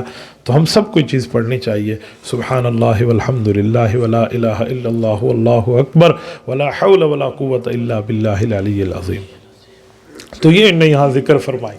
یہاں چھوٹی سی تشریح میں ایک بات اور بھی عرض کر دوں، نیکیاں ضرور کرنی چاہیے، اور ایسی نیکی جس نیکی کی بندہ حفاظت کرے اور اس کا ثواب بندے کو ملتا رہے۔ میں اس کی کئی مثالیں سمجھا سکتا ہوں۔ یہ جو کسی جگہ ہم نل کا لگا دیتے ہیں، پرانے زمانے میں تھا کنواں کھدوا دو، کنویں سے پانی ملتا تھا، آج کل کنویں سے پانی نکالنا مشکل ہے تو نل کا لگوانا ہے، کسی کو پانی لگوا دینا ہے۔ تو جو پانی وہ پیے گا اور اس سے نیکی کرے گا، جس سے وہ غسل پاکی کرے گا، وضو نماز کرے گا، سنت کے غسل کرے گا، صفائی کا، تو سارا ثواب اسی کے کھاتے میں نا جو کر رہا ہے۔ تو کئی چیزیں ایسی ہوتی ہیں جو بندوں کو چلنے والی نیکیاں ملتی ہیں، یہ انہیں چلنے والی نیکیوں میں۔ اس طرح کسی نے مسافر خانہ بنوا دیا، اس کے اوپر چھت بنوا دی ہے، مسافر ٹھہریں گے تو وہاں دھوپ سے بچیں گے، بارش سے بچیں گے، یہ بہت اچھی چیز ہے۔ اسی طرح بندہ نیکی میں جائے۔ ایک شخص کی بات ہے، کہتے ہیں وہ ایک دفعہ آئے اور انہوں نے آ کر عرض کیا کہ اللہ کے نبی میں نے تو ایک جگہ قلعہ ٹھوکا ہے زمین میں فلاں جگہ، تاکہ کوئی آئے گا تو اپنے گھوڑے کو، اپنی سواری کو، اپنے جانور کو یہاں باندھے گا تو مسافر خانہ میں بیٹھ جائے گا، ثواب ملے گا۔ فرمایا جی ثواب ملے گا۔ کہتے ایک اور بندہ اسی وقت آیا تو اس نے وہ قلعہ نکالا ہوا تھا زمین سے۔ میں کہا تو قلعہ نکال کے کیوں آیا؟ اب یہ بندہ سوچ رہا ہے میں تو لگا کے اور یہ نکال کے۔ تو نے کہا فلاں جگہ قلعہ لگا ہوا تھا تو میں نے اس لیے نکالا کہ شاید کسی آدمی کو ٹھڈا لگے، وہاں سے تکلیف ہو، تو میں نے نکال لیا۔ تو کہا جی اس کو بھی ثواب ملے گا۔ اب نیت کی بات ہے نا، تو اس طرح بندہ نیکی کرے جو نیت اچھی ہو۔ یہ جو راستے پہ جاتے ہوئے پتھر اٹھا کے ایک طرف رکھ دیں، چلتے ہوئے راستے میں کانٹا اٹھا کے ایک طرف رکھ دیں، اسے کہتے ہیں صدقہ جاریہ، جاری صدقہ، کنٹینیوسلی آپ کے لیے ثواب لکھا جا رہا ہے مسلسل، تب تک جب تک آپ کی نیت ٹھیک تھی آپ نے وہاں رکھ دیا۔ ایسے ہی ہے، بندہ کسی کو قرآن کریم خرید کے دیتا ہے تاکہ وہ طالب علم پڑھے اور قرآن کریم کے اوپر حفظ کرے یا قرآن کریم کے اوپر پڑھنا شروع کر دے، تو اس کے کھاتے میں تو ثواب لکھا گیا۔ وہ چاہے اس وقت سوتا بھی رہے نا کچھ ٹائم پڑھ کے، اس کا پھر بھی ثواب لکھا جا رہا ہے کہ اس نے تو اسے دے دیا۔ اسی طرح حدیث پاک کی کتاب ہے، آپ کسی کو لے کر دے دیں تو اللہ جل شانہ پھر اس نیکی جو باقی رہتی ہے نا، اس کا ثواب نسلوں تک کو عطا فرماتے ہیں۔ ایسی ایسی نسلوں کو ثواب عطا فرماتے ہیں کہ بعد کی نسلیں اس سے فائدہ لے رہی ہوتی ہیں۔ وجہ وہی ہوتا ہے جو اس کو پہلے کہیں اس نے کوئی فائدہ لے کر دیا تھا۔ میں نے اپنے علاقے کی آپ کو بات کرنے کا جی کر رہا ہے کہ ایک جگہ، اب میں نام لیے بغیر بتاتا ہوں، ایک بزرگ تھے فوت ہو گئے، اللہ ان کی قبر پہ کروڑوں اربوں رحمت نازل فرمائے۔ 100% دنیا دار تھے، نہ داڑھی رکھی ہوئی تھی، پتہ نہیں نماز تھی یا نہیں تھی، یا پتہ نہیں مضبوطی نماز کے اوپر اتنی زیادہ تھی یا نہیں۔ ان کی عادت تھی وہ قرآن کریم لے کر مدرسوں میں دے دیتے اور حدیث پاک کی کتابیں لے کر۔ ہم چھوٹے تھے، بوڑھے آدمی تھے وہ اس وقت، انہوں نے حدیث پاک کی کتابیں لے کر کو 3-4 جگہ دے دی ہیں ان لوگوں کو جو پڑھنے والے تھے، واقعی سمجھنے والے کہ یار آپ کو کورس لے کر میں دوں گا، آپ عالم بن رہے۔ 3 بیٹے ہیں اس کے، تینوں عالم ہیں اس وقت، تینوں حافظ، میں ان کو براہ راست جانتا ہوں۔ حالانکہ والد تو شاید پتہ نہیں نماز بھی پوری پڑھتا ہو نہ پڑھتا، اللہ اس کی مغفرت فرمائے۔ دیکھیں نسل میں وہ چیز زندہ ہو گئی، نسل میں اللہ تعالیٰ نے وہ عطا فرما دیا۔ اب اس کی آنکھوں نے تو نہیں دیکھا کہ میرے بیٹے کو یہ مقام ملا ہے، انہوں نے حفظ کی ہے اور انہوں نے جو ہے نا علم پڑھا ہے، لیکن میں سمجھتا ہوں اس کی دنیاوی آنکھ نے نہیں دیکھا، لیکن آخرت میں تو رب نے ان کو اجر دینا ہے، تو پھر پوچھنا بھی تو ہے یہ اجر کیسے ملا کہ تیری اولاد نے پڑھا۔ تو یہ چیزیں ملتی ہیں۔ ہمارے ایک شخص فوت ہوئے، میرے جمعے کے مقتدی تھے، حافظ بھی نہیں تھے، عالم بھی نہیں تھے، اور داڑھی بھی بالکل آخری زندگی میں جا کے رکھی۔ انہوں نے اپنے بچوں کو قرآن پاک پڑھایا، تینوں بیٹوں کو حافظ بنایا زندگی میں، کالج یونیورسٹی بھی پڑھایا، حافظ بھی بنایا، اور ان کی حفظ پہ اتنا زیادہ یہ وہ تھے نا، جتے ہوئے تھے کہ یار ان کے قرآن ان کو یاد رہے۔ جب وہ فوت ہوئے نا، میں ان کے جنازے پہ تھا، تو میں ان کو بڑے بیٹے سے کہا کہ جنازہ آپ پڑھیں۔ اس نے کہا استاد جی آپ پڑھیں۔ میں نے کہا بیٹا جتنی درد دل سے آپ مانگو گے نا، اتنے درد دل سے اور ان کے لیے نہیں مانگے گا، آپ پڑھو۔ تو اس کا خاندان ٹھہرا تھا، تو اس نے کہا استاد جی پھر آپ اعلان کر دیں، پتہ نہیں خاندان میرے پیچھے پڑے گا نہیں پڑے گا۔ تو میں نے وہاں کہا، میں نے کہا دیکھیں بھائی سہیل فوت ہو گئے، اللہ ان کی مغفرت فرمائے، تو ان کا بیٹا ہے جنازہ یہ پڑھائے گا، کیونکہ بیٹا جب باپ کا جنازہ پڑھائے گا تو یہ باپ کو تحفہ بھی دے رہا ہے اس تعلیم کا جو اس نے اس کو پڑھائی ہے، اور پھر والد کے لیے مغفرت بھی مانگیں گے۔ تو سب خوش ہوئے، انہوں نے اجازت دی، اس کے والد کا انہوں نے جنازہ پڑھایا۔ جب ان کے والد فوت ہو گئے نا، جنازہ ہو گیا، قبر کے اوپر جب ہم آئے نا، تو دو طرف حدیث میں ہے نا، پڑھیں ادھر سورۃ البقرہ اول اور ادھر آخر، تو یہ 3 بیٹے تھے، تینوں نے مکمل سورۃ البقرہ پڑھی، اور یہ قرآن پاک پڑھ رہے تھے، لوگ رو بھی رہے تھے اور اس وجہ سے خوش بھی ہو رہے تھے کہ دیکھو یہ فوت ہو گیا لیکن اس کی قبر آخرت اپنی صحیح کر گیا، اپنی اولاد کو پڑھا گیا۔ تو یہ والباقیات الصالحات ہے، ہمیں نیکیاں ایسی کرنی چاہیے جو ہماری نیکی باقی بھی رہے اور آگے چلتی بھی رہے۔ چلیں اس سے اگلی روایت، یہ جو حضرت امام محمد رحمۃ اللہ علیہ حدیث پاک کی روایت یہاں پہ لائے ہیں، اور اس روایت کا اخبرنا مالک ابن شہاب اور سئل عن المحصنات من النساء قال سمعت سعید بن المسیب یقول ہن ذوات الازواج ویرجع ذلك الى ان اللہ حرم الزنا۔ یہ اس حدیث پاک کا مطلب کیا ہے اور یہ کیا معاملات ہیں؟ دیکھیں، امام ابن شہاب زہری رحمۃ اللہ علیہ کے واسطے سے یہ روایت موجود ہے، اور وہ ارشاد فرما رہے ہیں کہ حضرت رسول اللہ صلی اللہ علیہ وآلہ وسلم پر قرآن کریم میں آیت اتری ہے والمحصنات من النساء الا ما ملکت ایمانکم۔ اس آیت میں اللہ جل شانہ نے کیا ارشاد فرمایا؟ یہ 5واں پارے کی ابتدا ہے، 5واں پارے کے سٹارٹ ہے۔ اس آیت میں اللہ جل شانہ نے بہت سے وہ مسائل بیان فرمائے ہیں کہ کس کو کس خاتون سے پردہ کرنا چاہیے اور کس کا پردہ کس خاتون سے ہے، اس کو ذرا یہ دیکھنا چاہیے۔ مثلا یہ میں آیت آپ کے سامنے پڑھ دیتا ہوں۔ یہ شروع ہوتی ہے اس آیت کے مسئلے سے جہاں سے رکوع شروع ہو رہا ہے، چوتھے پارے کے اینڈ پہ۔ حرمت علیکم امہاتکم و بناتکم و اخواتکم و عماتکم و خالاتکم و بنات الاخ و بنات الاخت و امہاتکم اللاتی ارضعنکم و اخواتکم من الرضاع و امہات نسائکم و ربائبکم اللاتی فی حجورکم من نسائکم اللاتی دخلتم بہن فإن لم تکونوا دخلتم بہن فلا جناح علیکم و حلائل ابنائکم الذین من اصلابکم و ان تجمعوا بین الاختین الا ما قد سلف ان اللہ کان غفورا رحیما والمحصنات من النساء الا ما ملکت ایمانکم کتاب اللہ علیکم وحل لکم ما وراء۔ یہ پوری آیت ایک مسئلہ بتا رہی ہے۔ وہ مسئلہ یہ ہے کہ کس شخص کا کس سے پردہ ہے، کس سے پردہ نہیں ہے۔ اللہ جل شانہ نے یہاں رشتے گنے ہیں، بہن سے پردہ نہیں ہے، بیٹی سے پردہ نہیں ہے، ماں سے پردہ نہیں ہے، پھوپھی سے پردہ نہیں ہے، خالہ سے پردہ نہیں ہے، بھتیجی سے پردہ نہیں ہے، بھانجی سے پردہ نہیں ہے، اور فرمایا اس خاتون سے پردہ نہیں ہے، اس بچی سے جو بچی کسی اور خاوند سے اس عورت سے پیدا ہوئی ہے لیکن خاوند فوت ہو گیا، ماں نے عدت گزاری، عدت گزار کے آپ سے نکاح کیا، تو جو بچی آپ کے یہاں پلی بڑی ہے، آپ کی بیوی کی بیٹی ہے، آپ کی نہیں ہے، تو اس خاتون سے بھی آپ کا پردہ نہیں ہے، ساس سے بھی آپ کا پردہ نہیں ہے، اور اس خاتون سے بھی پردہ نہیں ہے جس خاتون نے آپ کو دودھ پلایا، اگرچہ وہ آپ کی ماں نہ ہو لیکن 2 سال کی عمر کے اندر تک، بعض علماء کہتے ہیں 2.5 سال کی عمر کے اندر تک اس نے اس کی دودھ پی لیا ہے مدت رضاعت میں، تو اس کی رضائی ماں بن گئی ہے، دودھ پلانے والی ماں بن گئی ہے، تو اس سے بھی اس کا جو ہے نا کیا کہتے ہیں پردہ نہیں ہے۔ اللہ نے نام لے کر بتائیں۔ اس کے علاوہ ہر وہ خاتون آپ کا اس سے پردہ نہیں ہے جس سے آپ کا اس سے نکاح نہیں ہو سکتا۔ حرمت علی التعبیدی ہے کہ کبھی بھی اس عورت سے نکاح اس مرد کا نہیں ہو سکتا، تو اس سے آپ کا کوئی پردہ نہیں ہے۔ جس سے نکاح ہو سکتا ہے اس سے شریعت نے پردے کا حکم دیا ہے، وہاں پردہ لازم ہے، واجب ہے، فرض ہے، ضروری ہے، کمپلسری ہے، اس پر کوئی دوسرا مسئلہ نہیں ہے۔ ہمارے ہاں اس پر بہت زیادہ لوگوں کی خواہشات موجود ہیں۔ کسی بیوی سے کہا میں آپ کا تو اسے پردہ نہیں، مجھے تو میرے میاں نے اجازت دی ہے، ہم نے اسے پردہ اتار لیا، ہمارے پردے ان سے اترے ہوئے ہیں، ہمارا ان سے کوئی مسئلہ نہیں ہے۔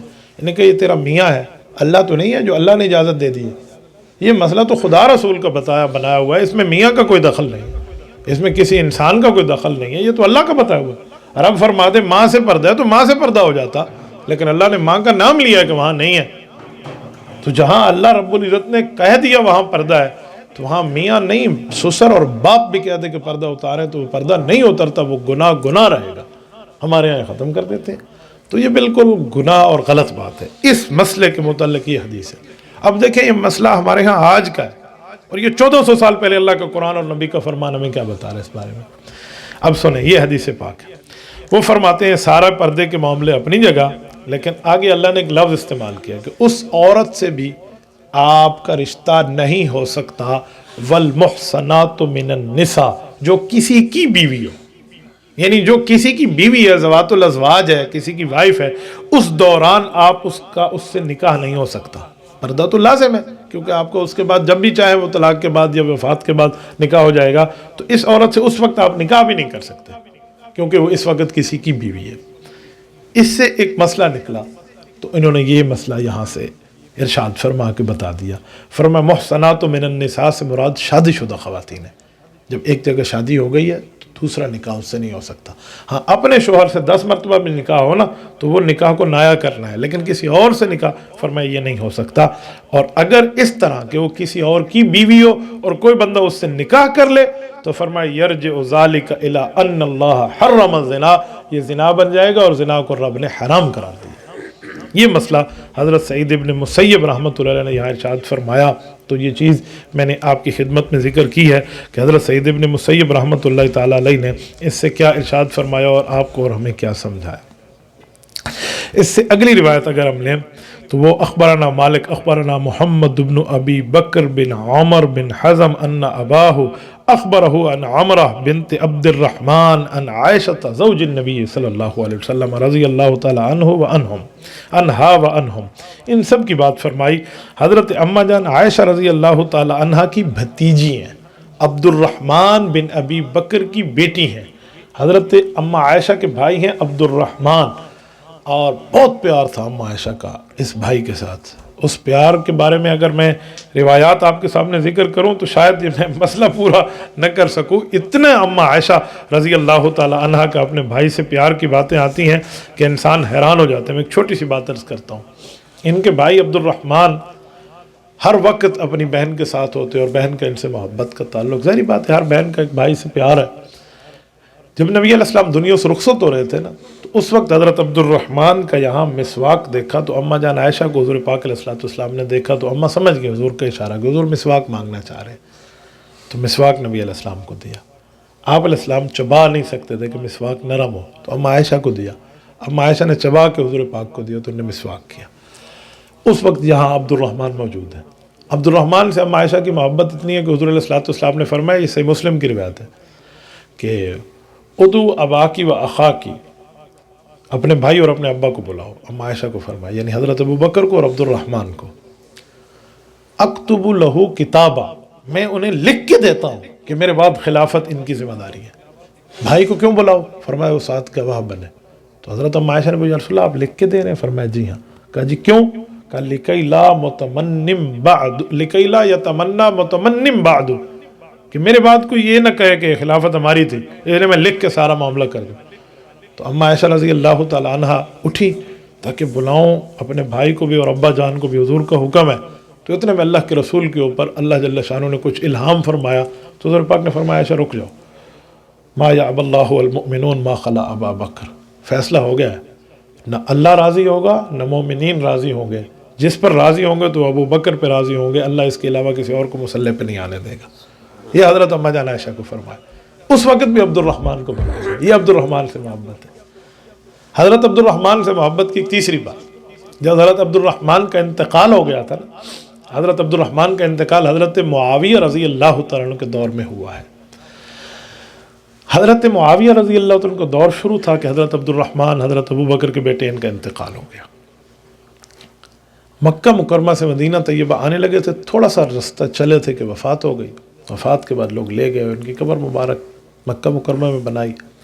اماں جان عائشہ کو پتہ چلا تو بہت روئیں، پھر کہا جی مجھے اپنے بھائی کی قبر پہ لے جاؤ۔ حضرت اماں جان وہاں قبر پہ تشریف لے گئیں، اور جب قبر پہ پہنچی اپنے بھائی کے تو وہاں ایک شعر پڑھا، بڑا درد دل کے ساتھ پڑھا۔ فرمایا وہ ایک بادشاہ تھا نا، اس کے بادشاہ کے 2 ساتھی تھے اور دونوں ساتھی بادشاہ کی خدمت کرتے تھے۔ کہا جی ہاں۔ اتنا عرصہ وہ دونوں اکٹھے رہے کہ لوگوں نے کہا یہ تو کبھی بھی جدا نہیں ہوں گے، یہ دونوں ایک دوسرے کا سایہ ہیں، ایک دوسرے کے ساتھ رہیں گے۔ لیکن جب وہ جدا ہو گئے تو ایسے نہیں لگتا تھا کہ ایک رات بھی کٹھی گزاری ہوگی۔ یہ شعر کا مطلب، یہی شعر اماں عائشہ نے حضرت عبد الرحمن کی قبر پر پڑھا اور فرمان لگی وَكُنَّا كَنَدْمَانِ جُزَيْمَةَ حِكْمَةً مِّنَ الدَّهْرِ حَتَّى قِيلَ لَن يَتَصَدَّعَا فَلَمَّا تَفَرَّقْنَا كَأَنِّي وَمَالِكًا لِطُولِ اجْتِمَاعٍ لَمْ نَبِتْ لَيْلَةً مَّعًا، کہ ایسے لگتا ہے کہ جیسے آپ اور میں بھی اسی طرح اکٹھے رہے ہوں، ندیم اور مالک کی طرح۔ لوگ کہتے تھے کبھی جدا نہیں ہوں گے، عبد الرحمن جب آپ اور ہم جدا ہو گئے، یعنی وفات ہو گئی آپ کی، تو ایسے لگتا ہے کہ ہم ایک لمحہ بھی اکٹھے نہیں رہے۔ یہ رو رہی تھی اماں جان عائشہ اپنے بھائی کی قبر پہ بات کر کے، حبشی کی جگہ پہ ان کی تدفین ہوئی۔ میری بات کا مطلب یہ ہے، عبد الرحمن، ان کی اولاد سے اماں کو کتنا پیار ہوگا۔ ان کی اولاد کو پھر عالم بنایا، حافظ بنایا، ان کی بچوں اور بچیوں کو اماں جان عائشہ نے پڑھایا۔ رسول اللہ کے گھر سے براہ راست پڑھا تھا، تو جو نبی پاک صلی اللہ علیہ وسلم سے پڑھا وہی آگے پڑھایا۔ حضرت اماں جان عائشہ نے اپنی ایک بھتیجی کو عالم بنایا، وہ بھتیجی ہیں امرہ دونوں نام آتے ہیں، یہ عبد الرحمن کی بیٹی ہیں، ان سے یہ روایت ہے، اس لیے میں نے پوری تفصیل آپ کے سامنے رکھی کہ امرہ ہے کون۔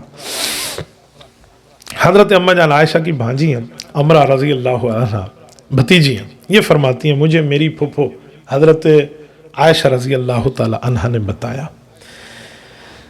کہ اس وقت کچھ حالات ایسے تھے، اس حالات پہ اماں جان عائشہ رضی اللہ عنہ تبصرہ کر رہی۔ اب ذرا توجہ سے سنیں، یہ انتہائی اہم ترین مسئلہ ہے مشاجرات صحابہ کا۔ کچھ لوگ یہاں اس مسئلے سے روگردانی کرتے ہیں، کچھ حضرت علی پر، کچھ حضرت اماں جان عائشہ پر، کچھ حضرت معاویہ پر لوگ سوالات کرتے ہیں، تو میں ذرا وہ مسئلہ آپ کو سمجھانے لگا۔ مسئلہ یہ تھا کہ اس زمانے میں صحابہ کرام میں آپس میں کچھ اختلاف ہوئے، تو اس اختلاف کا تذکرہ حضرت اماں جان عائشہ نے کیا۔ اب اختلاف وہاں پر 3 قسم کے ہیں، بلکہ ساری 2 قسم کے ہیں۔ ایک وہ ہے صحابہ کا صحابہ سے اختلاف، اور دوسرا ہے خوارج کا صحابہ سے اختلاف۔ خارجی کچھ اور لوگ تھے، خوارج۔ ان دونوں اختلافات ایک وقت میں ساتھ ساتھ ہوئے ہیں تو بڑا فرق ہے۔ صحابہ کا صحابہ سے معاملہ ہو تو دونوں طرف سے، حضرت علی ایک طرف سے، اماں عائشہ رضی اللہ عنہ دوسری طرف سے، یا حضرت علی ایک طرف سے، حضرت معاویہ رضی اللہ عنہ دوسری طرف سے، ان دونوں کے اختلاف کی نوعیت بھائیوں والا اختلاف ہے۔ حضرت علی سے آگے آئے گا، پوچھا گیا کہ جی کافر ہیں جن سے آپ لڑ رہے ہیں؟ فرمایا نہیں۔ کہا جی مشرک ہیں؟ جی کہا جی نہیں۔ کہا منافق ہیں؟ کہا جی نہیں۔ تو کہا کیا ہے؟ کہا ہمارے بھائی ہیں، اختلاف ہو گیا ہے حضرت عثمان اور ان کے قتل کے خون کے بارے میں، کہ ہم نے کیا ہے؟ فرمایا رب جانتے ہیں ہم نے نہیں کیا، ہمارا ہاتھ اس سے بری ہے۔ یہ غلط فہمی کی بنیاد پر حضرت اخواننا قد بغوا علینا، یہ حضرت علی المرتضیٰ کا لفظ۔ ادھر والے بھی یہی کہتے تھے بھائیوں کا اختلاف۔ یہ اختلاف کا مسئلہ ہو رہا ہے۔ ایک اختلاف خوارج سے ہوا تھا، خارجیوں کا معاملہ ہو رہا تھا۔ خارجی اس امت کا وہ بدبخت طبقہ ہے جس نے حضرت علی المرتضیٰ کو گالیاں دی، اور وہ حضرت علی کا نام لیتے تو اتنا سخت لفظ بولتے، میں سمجھانا مقصود نہ ہو تو کبھی یہ لفظ میں زبان پہ نہ لاؤں۔ وہ کہتے سود اللہ وجہ، نعوذ باللہ، حضرت علی کے چہرے کو اللہ پاک ختم کر دے، یہ برا کر دے، اس طرح نہ۔ تو مسلمان کہتے تھے حضرت علی کا نام لے کے کرم اللہ وجہ، کہ اللہ ان کے چہرے کو مزید خوش قسمت رکھے، خوش و خرم رکھے۔ اس لیے دیکھیں نا، کرم اللہ وجہ کا لفظ صرف حضرت علی کے ساتھ لگتا ہے۔ حضرت ابو بکر، حضرت عمر، حضرت عثمان، آپ نے کبھی نہیں سنا ہوگا کہ عثمان کرم اللہ وجہ، تو صرف حضرت علی کے ساتھ رضی اللہ عنہ میں لگتا ہے کرم اللہ وجہ۔ کیوں؟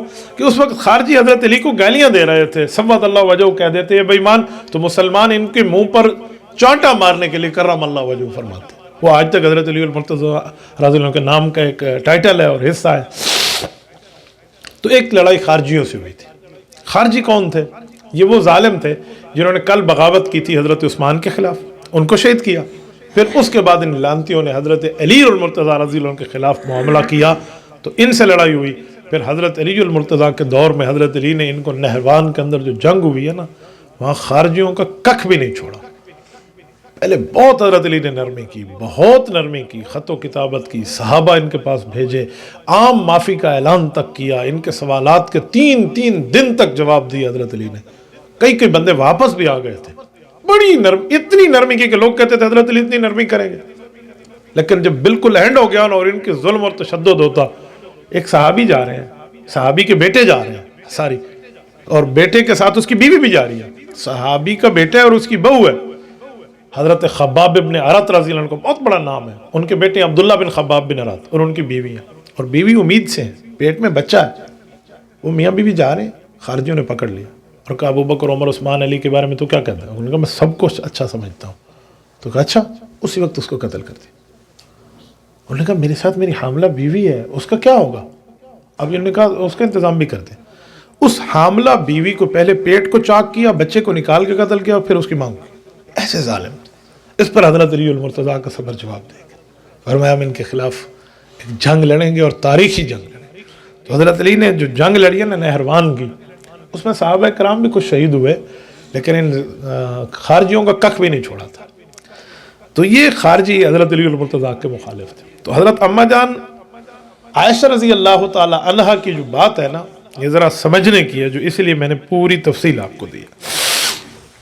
حضرت عمرہ حضرت عائشہ کی بھتیجی فرماتے ہیں، مجھے میری پھپھو حضرت عائشہ نے بیان فرمایا کہ اے بھتیجی، انہا قالت ما رأیت مثل ما رغبت هذه الامہ عنہ من هذه الآیہ وَإِن طَائِفَتَانِ مِنَ الْمُؤْمِنِينَ اقْتَتَلُوا فَأَصْلِحُوا بَيْنَهُمَا فَإِن بَغَتْ إِحْدَاهُمَا عَلَى الْأُخْرَى فَقَاتِلُوا الَّتِي تَبْغِي حَتَّى تَفِيءَ إِلَى أَمْرِ اللَّهِ فَإِن فَاءَتْ فَأَصْلِحُوا بَيْنَهُمَا بِالْعَدْلِ. فرمایا کہ اللہ جل شانہ فرماتے ہیں کہ دو مسلمانوں کے گروہ آپس میں لڑیں تو تم ان کے درمیان میں صلح کرا دو. اگر اس کے بعد بھی ایک گروہ دوسرے پر بغاوت کر کے آ جاتا ہے تو جس نے بغاوت کی ہے پھر اس کے لیے آپ لڑو، اس وقت تک لڑو جہاں تک کہ یہ اللہ کے حکم کی طرف آ جائے، اور یہی انصاف ہے. فرمائے لوگ اس آیت کو اس وقت نہیں دیکھ رہے.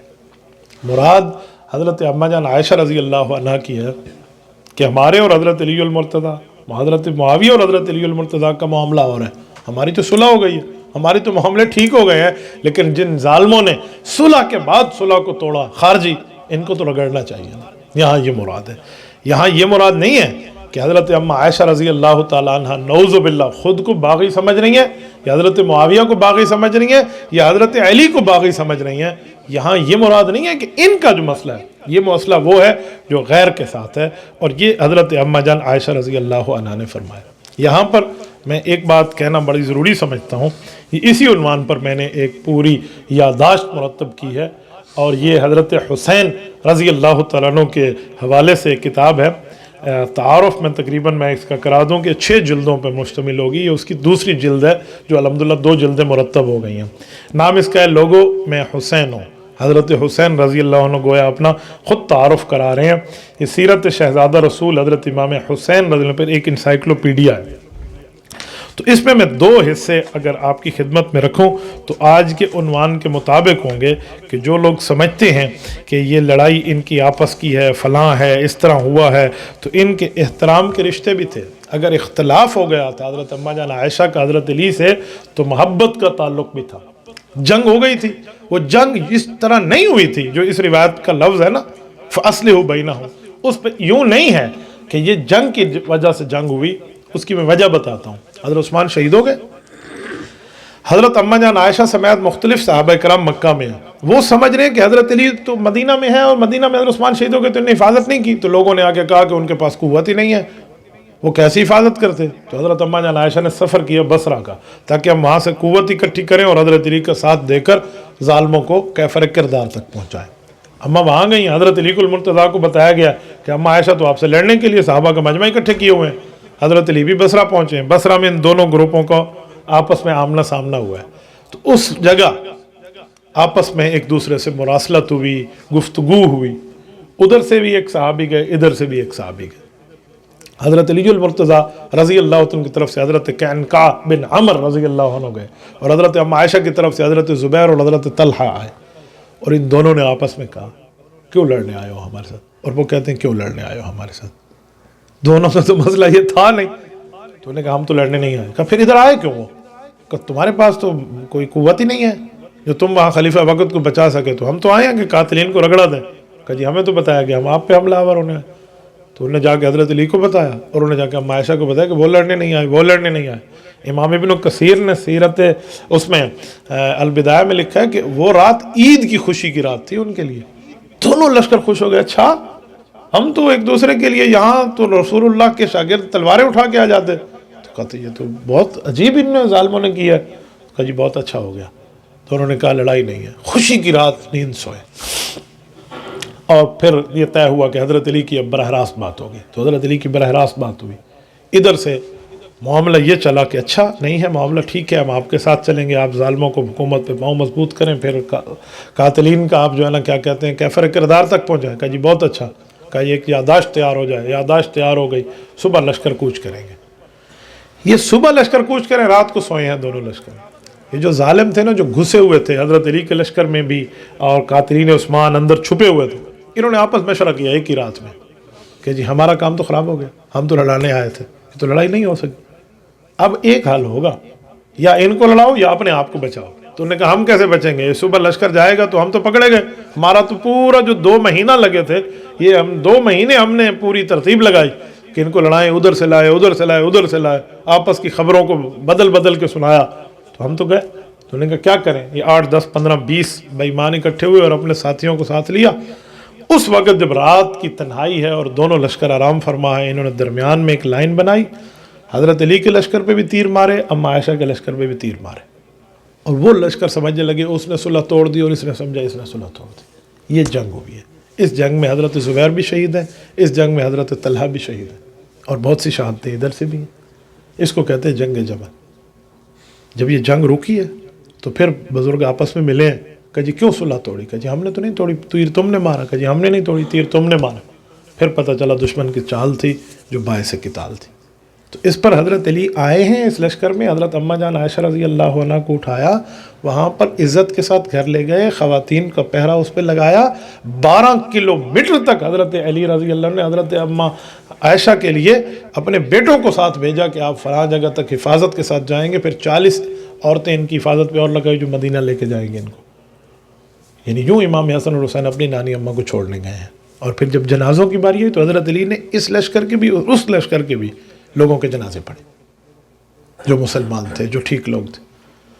بلکہ آپ کو میں یہاں سے پڑھ کے سناؤں، آپ حیران ہو جاؤ کہ حضرت علی رضی اللہ تعالی عنہ نے تو یہاں تک کیا کہ جب وہاں آئے نا لوگوں کے اوپر اور آ کر دیکھا کہ یہ جو لوگ ہیں یہ وہ ہو گیا ہے، ان کا کیا کہتے ہیں دنیا سے رخصت ہو گئے ہیں، تو اب کیا کیا جائے؟ تو حضرت علی رضی اللہ تعالی نے تو حضرت طلحہ کے شہادت کے بعد جب تشریف لائے اور وہاں پہ پہنچ کے دیکھا کہ حضرت طلحہ شہید ہو گئے ہیں، اور حضرت طلحہ کون آدمی ہیں؟ رسول اللہ صلی اللہ علیہ وسلم کے صحابی ہیں، عشرہ مبشرہ میں شامل ہیں، اور حضرت علی المرتضیٰ کے دونوں بیٹوں کے سسر ہیں جو اس طرف سے ہیں، اور داماد اس طرف سے ہے، اور آگے لڑائی نہیں تھی، لڑائی ڈلوا دی گئی تھی۔ اس پر یہ میں آپ کی خدمت میں رکھوں، امام ابو بکر خلال رحمۃ اللہ کتاب السنہ ہے، وہاں پر یہ لفظ موجود ہے کہ حضرت علی آئے، ان قیس ابن عباد قال قال علی یوم الجمل، جمل والے دن حضرت علی المرتضیٰ نے دیکھا حضرت طلحہ کو شہادت پہ، تو فرمایا یا حسن یا حسن، 2 دفعہ کہا اپنے بیٹے کو، حسن بیٹا، حسن ایک بات سنو، یہ میرا دوست حضور کا صحابی شہید ہوا ہے ہمارے سامنے والے لشکر میں، لیت اباک مات مذ 20 سنہ، اے کاش تمہارا والد علی آج سے 20 سال پہلے دنیا سے رخصت کیوں نہیں ہوگا۔ یہ حضرت علی کا لفظ ہے، کتنے درد دل سے بیان کیا۔ یہ حضرت امام ابو بکر خلال رحمۃ اللہ تعالیٰ علیہ نے بات بیان فرمائی، اور اس طرح وہ جملہ ارشاد فرما رہے تھے حضرت طلحہ رضی اللہ تعالیٰ عنہ پر۔ اور ایسے ہی حضرت اماں عائشہ رضی اللہ تعالیٰ عنہ کے لیے آتا ہے کہ حضرت اماں عائشہ رضی اللہ تعالیٰ عنہ کا واقعہ بیان کیا، یہ بھی سنیں، یہ امام ذہبی رحمۃ اللہ علیہ کی کتاب ہے سیر اعلام النبلاء، وہ ارشاد فرماتے ہیں حضرت علی المرتضیٰ کے لیے، ان عاصم بن کلیب ان ابیہ قال انتہینا الی علی رضی اللہ عنہ فذکر عائشۃ فقال خلیلۃ رسول اللہ صلی اللہ علیہ وسلم وہذا یقولہ امیر المؤمنین فی حق عائشہ ما وقع بینہما فرضی اللہ عنہما ولا ریب ان عائشۃ ندمت ندامۃ کلیۃ علی مسیرہا الی بصرہ وحضورہا یوم الجمل وما ظننت ان الامر یبلغ ما بلغ فان عمارت ابن عمیر ان سمع عائشہ اذا قرأت وقرن فی بیوتکن بکت حتی تبل خمارہا، کہ حضرت عائشہ اور حضرت علی المرتضیٰ ان دونوں کے حالات کیا؟ فرمایا اس جنگ کے بعد حضرت علی کے پاس گئے تو ہم عائشہ کی بات ہوئی تو انہوں نے کہا خالی عائشہ نہ کہو، خلیلۃ رسول اللہ کہو، یہ ہمارے نبی کی محبوبہ بھی ہے۔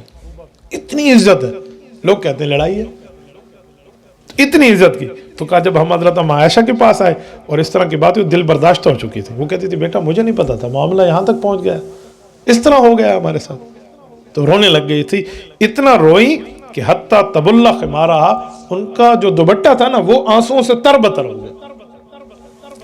تو اس سے ہم اندازہ لگا لیں کہ ایسا کچھ بھی نہیں ہے جیسا سمجھا جاتا ہے کہ ان لوگوں کی لڑائی ایسے تھی، ان لوگوں کا معاملہ ایسا تھا، ایسا کچھ بھی نہیں۔ ان حضرات کا آپس میں پیار تھی، محبت تھی، اور ان کے آپس میں اس حد تک تعلق تھا کہ اس تعلق کو بندہ جتنا بیان کرے نا اتنا ہی کم ہے۔ ان کے آپس میں بہت زیادہ محبت ہے۔ اور اسی طرح حضرت علی اور حضرت معاویہ رضی اللہ تعالیٰ عنہ کے درمیان جو ہوا اور اس کے بعد جو صلح ہوئی، تو صلح کے وقت حضرت علی المرتضیٰ کی چاہت تھی کہ ہماری صلح ہو جائے۔ حضرت علی کے دور میں جو صلح ہوئی، اس صلح کے لیے یہاں پر موجود ہے، آپ حیران ہو جائیں گے، یہ حضرت امام ابو بکر ابن ابی شیبہ کی روایت ہے، المصنف میں ہے، مصنف ابن ابی شیبہ، وہ فرماتے ہیں سلمان بن مہران حدثنی من سمع علی یوم صفین وهو عاز علی شفعتی لو علمت ان الامر یکون هکذا ما خرجت اذهب یا ابا موسیٰ فحکم ولو خر عنقی۔ فرماتے ہیں کہ مجھے حضرت علی المرتضیٰ کا یہ فرمان پہنچا کہ آپ اضطرابی کیفیت میں تھے، اور آپ نے اپنے ہونٹ کو، زبان اور ہونٹ کو یہ اپنے دانتوں کے نیچے دے کر فرمایا اللہ اکبر، معاملہ صفین کا اتنی لڑائی تک پہنچ جائے گا، اتنی شہادتیں ہو جائیں گی۔ حضرت ابو موسیٰ عشری رضی اللہ عنہ سے فرمایا ابو موسیٰ آپ ضرور مذاکرات کے لیے تشریف لے جائیں اور فیصلہ کر لیں، اگرچہ اس فیصلے میں مجھے نقصان ہی اٹھانا پڑے، بس راضی نامہ کرا دیں، معاملہ ختم ہو جاؤ۔ ولو خر عنقی، لفظ کا جو ترجمہ ہے نا، یہ حضرت علی نے فرماتے تو میں کبھی اپنی زبان پہ نہ لاتا، لفظی ترجمہ چاہے تم میری گردن کو جھکا دو نا یار، معاملہ ٹھیک کرا دو۔ یعنی حضرت علی المرتضیٰ رضی اللہ تعالی عنہ لڑائی کے قائل نہیں ہے۔ تو اس کو کیسے کہا جاتا ہے کہ یہ لڑائی ہے یا اس طرح ہے؟ پھر حضرت علی رضی اللہ تعالی نے ایک موقع پہ ایک جملہ فرمایا، آپ حیران ہو جائیں گے، یہ شیخ رضی کی کتاب ہے نہج البلاغہ، اس میں حضرت علی المرتضیٰ کا ایک لفظ ہے، آپ حیران ہو جائیں کہ حضرت علی اس میں کیا ارشاد فرما رہے ہیں۔ حضرت علی فرما رہے ہیں والظاہر ان ربنا واحد ونبینا واحد ودعوتنا فی الاسلام واحدۃ ولا نستزیدهم فی الایمان باللہ والتصدیق برسولہ ولا یستزیدوننا والامر واحد الا ما اختلفنا فی دم عثمان ونحن منہ براء۔ فرمایا لوگو، ان کا یعنی حضرت معاویہ کا اور میرا، اللہ ایک ہے، رسول ایک ہے، اسلام ایک ہے، کفر کے خلاف ہماری دعوت ایک ہے، نہ میں انہیں ایمان میں کچھ ادھر ادھر کر رہا ہوں، نہ وہ مجھے ایمان میں کچھ ادھر ادھر کی بات کر رہے ہیں، ہمارا معاملہ صرف حضرت عثمان رضی اللہ عنہ کے خون کا ہے، اور میرا اللہ جانتا ہے ہم حضرت عثمان کے خون سے بری ہیں۔ یہ حضرت علی کا لفظ ہے۔ اس کو اس طرح لوگ پیش کرتے ہیں جیسا کہ نعوذ باللہ کوئی اس طرح کی لڑائی ہو اور اس طرح کا فساد ہو، اور وہ سمجھتے ہیں کہ اس طرح کے فساد کے بعد جو ہے نا یہ اس طرح کا معاملہ ہو جائے، اور ان صحابہ کا آپس میں کوئی نفرت کا معاملہ تھا، ایسا کچھ بھی نہیں ہے۔ لڑائی کے بعد دیکھا جاتا ہے کہ صلح کی بنیاد کیا ہے اور کس بندے نے کس طرح کیا ہے۔ لڑائیاں تو ہو جایا کرتی ہیں، لیکن اس کا مطلب یہ نہیں ہے کہ آپ اس کو یوں کہہ دیں کہ وہ غلط ہے، یہ فلاں ہے۔ میں یہاں ایک جملہ آپ کو سناؤں۔ حضرت علی المرتضیٰ کی شہادت کے بعد حضرت معاویہ رونے لگے۔ جب حضرت معاویہ رضی اللہ عنہ روئے نا حضرت علی المرتضیٰ کی شہادت کے بعد، تو حضرت معاویہ کی بیوی نے انہیں کہا کہ آپ کی تو لڑائی ہوئی تھی ان سے اور آپ رو رہے ہیں۔ تو حضرت امام عبد الرحمن نے لکھا کہ حضرت معاویہ رضی اللہ تعالی نے انہیں کہا کہ ایسا نہیں ہے، وہ لڑائی کے اختلاف کی بنیاد کچھ اور تھی، بعد میں تو معاملہ ٹھیک ہو گیا۔ آپ نہیں سمجھتی کہ علی کون ہے؟ علی تو ابو سفیان کی نسل سے بہتر ہے، یعنی اپنے والد کا نام لے کر کہا۔ یہ حضرت علی المرتضیٰ رضی اللہ عنہ کے حوالے سے حضرت معاویہ اپنی گھر والی کو کہہ رہی ہیں، کیونکہ فقالت لہو امراتہ اتبکی وقد قاتلتہ، آپ تو ان سے لڑے ہیں، آپ اب رو رہے ہیں۔ فقال ویحک انک لا تدرین ما فقد الناس من الفضل والفقہ والعلم، اور خدا کی بندی تجھے کیا پتہ ہے امت کو آج علم کا، فضل کا، فقہ کا کتنا نقصان ہو گیا ہے علی کے جانے سے، اور آپ اس طرح کی بات کر رہی ہیں۔ پھر ایک میں آپ کو سناؤں، یہ الاستیاب میں امام عبد البر مالکی رحمۃ اللہ علیہ نے، ابن عبد البر مالکی المتوفى 463، وہ لکھتے ہیں حضرت علی رضی اللہ عنہ کے ایک شاگرد تھے، غلام تھے، زرار صدائی، یہ حضرت علی کی شہادت کے بعد حضرت معاویہ کے پاس کسی کام سے گئے، تو حضرت معاویہ نے بٹھایا کہ آپ کا تو بہت تعلق تھا، حضرت علی سے بڑا پیار تھا، ذرا مجھے سناؤ حضرت علی المرتضیٰ کی شخصیت کو آپ نے کیسا پایا؟ تو بہت حیران ہو گئے کہ ان کی تو لڑائیاں ہوئی تھی آپس میں، اور یہ ان کی تعریف میرے منہ سے سننا چاہتے ہیں۔ تو زرار صدائی تھوڑے سے چپ ہوئے، پھر حضرت معاویہ نے فرمایا نہیں آپ کو چاہیے آپ مجھے سنائیں۔ تو انہوں نے سنایا، کہا کیا؟ کہ میں آپ کو سناتا ہوں کہ وہ کیا تھے. کہا فکان واللہ بعید المدى شدید القوا یقول فصلا یحکم عدلا یتفجر العلم من جوانبہ وتنطق الحکمت من نواحی. پورا حضرت علی المرتضیٰ کا یہ ایک رکوع ہے جو انہوں نے نقشہ کھینچا ہے کہ حضرت علی المرتضیٰ کیا تھے. وہ کہنے لگے مجھ میں یہی ہمت ہے کہ میں آپ کو سناؤں. میرے استاذ محترم حضرت علی کا تعارف یہ ہے، خدا کی قسم امیدوں سے دور تھے، قوت میں غالب تھے، پختہ بات کرتے تھے، انصاف کے ساتھ فیصلہ کرتے تھے. علم آپ کے جسمانی پہلوؤں سے یوں پھوٹتا تھا جیسے سمندر سے لہریں پھوٹتی ہیں. حکمت اور دانائی آپ کے ارد گرد یوں بولا کرتی تھی جیسے بولنے کا حق ہو. دنیا کی رنگینوں سے نفرت کرنے والے تھے. رات کی تنہائی میں خوش ہوتے کیونکہ وہاں تہجد کی نفل کی نماز ان کی محبوب نماز تھی. گہری سوچ رکھتے، عبرت کا حصول رکھتے، معمولی لباس پہنتے، عام سا کھانا کھاتا کہ عام سا کھانا کھانا ان کو پسند تھا. ہم ان سے کچھ پوچھتے تو ہمیں ایسے جواب دیتے جیسے ہمارے پرانے یار ہوں. ہمیں پیار سے سمجھاتے، اگر بات کی تنبیہ کرنی ہوتی تو تنبیہ کرتے. ہم قریبی ہو کر بھی ان کی ہیبت کی وجہ سے ان سے بات نہیں کر سکتے تھے. دینداروں کی عزت کرتے، غریبوں کو اپنے ساتھ رکھتے. مالداروں کا مال کبھی بھی علی کو لالچ میں مبتلا نہ کر سکا. کمزور کو ان سے انصاف سے کبھی مایوس نہ ہونا پڑا. میں گواہی دیتا ہوں میں نے انہیں جب بھی دیکھا ہے ہمیشہ دیکھا ہے. بعض اوقات تو یوں دیکھا کہ حالات یوں تھے کہ رات کا آخری حصہ ستاروں کی چھاؤں تلے داڑھی مبارک کو پکڑ کے سانپ زدہ کی طرح پھڑکتے ہوئے غمگین حالت میں روتے اور فرماتے ہیں دنیا دور ہو جا، میرے علاوہ جا کے کسی اور کو دھوکہ دے. میں تو تمہیں 3 طلاق دے چکا ہوں، جس کے بعد رجوع کا کوئی گنجائش راستہ نہیں ہے. بے شک میری زندگی مختصر ہے، خطرہ بڑا ڈراؤنا ہے. آخرت کا زیادہ سفر، آخرت کا سفر بڑا لمبا ہے، راستہ مختصر ہے. یہ جملے کہہ رہے ہیں حضرت زرار سدائی اور حضرت معاویہ روتے جا رہے ہیں. اتنا روئے حضرت معاویہ. جب وہ خاموش ہوئے تو حضرت معاویہ رضی اللہ تعالیٰ نے بات سن کر اس کے بعد ایک جملہ فرمایا رحمہ اللہ ابا حسن کان کذالک. حسن کے ابا پر اللہ رحمت فرمائے ایسے ہی تھے، ایسے ہی تھے. اب آپ مجھے بتائیں ان کی تو آپس میں اتنی محبت ہے، اتنا پیار ہے، تو اس بنیاد پہ کیسے کہا جا سکتا ہے کہ ان کی آپس میں نفرت تھی، آپس میں لڑائی تھی؟ ان کو تو آپس میں محبتوں کی بات لوگ نہیں بتاتے. حیرانگی کی بات ہے، لڑائی بتاتے ہیں جو کسی ظالم نے لڑوا دی ہے جمل، یوں نہیں بتاتے جو محبت میں انہوں نے خود صلح کی ہے. حالانکہ جس لڑائی کے بعد صلح ہو جائے وہ لڑائی نہیں رہتی. جس جنگ کے بعد امن ہو جائے اور آپس میں ایک دوسرے کا راضی نامہ ہو جائے تو آپ اس کو کیا جنگ کہیں گے؟ پھر تو وہ فسادی ہے جو لڑائی کی بات کر رہا ہے اور امن کی بات نہیں کر رہا. اس سے آگے آئیں تو حضرت علی المرتضیٰ رضی اللہ تعالی عنہ کی اس بات کے بعد حضرت اماں جان عائشہ رضی اللہ تعالی عنہا نے اس پر جو ایک جملہ ارشاد فرمایا ہے وہ میں آپ کی خدمت میں رکھنے کے بعد اگلی روایت پڑھنے لگا ہوں. یہ اخبرنا مالک اخبرنا یحییٰ بن سعید ان سعید بن المسیب فی قول اللہ عز وجل الزانی لا ينکح الا زانیۃ او مشرکۃ والزانیۃ لا ينکحها الا زان او مشرک. قال وسمعته يقول انها نسخت هذه الآية بالتي بعدها ثم قرأ وانكحوا الأيام منكم والصالحين من عبادكم وإمائكم. قال محمد وبهذا نأخذ وهو قول أبي حنيفة والعامة من فقهائنا رحمهم الله لا بأس بتزويج المرأة إن كانت قد فجرت وإن يتزوجها من لم يفجر. اس آیت میں کچھ بات سمجھائی، من لم يفجر، اس بات میں کچھ سمجھایا جا رہا ہے. وہ کیا ہے؟ وہ ایک مسئلہ ہے کہ جو زانی مرد ہے وہ زانیہ عورت سے ہی نکاح کرے گا. یہاں کچھ لوگوں نے عجیب معاملہ سمجھا ہوا ہے کہ جس مرد نے زنا کیا ہے تو اس کو جو بیوی ملے گی وہ بھی زانیہ ہوگی، اور جس بیوی نے زنا کیا ہے اس کو جو مرد ملے گا وہ بھی زانی ہو. اس طرح سمجھا ہوا ہے، حالانکہ مسئلہ یوں نہیں ہے. یہ اس آیت کو سمجھنے کی اور اس کی منسوخیت کی وجہ کی تفہیم کی بڑی ضرورت ہے.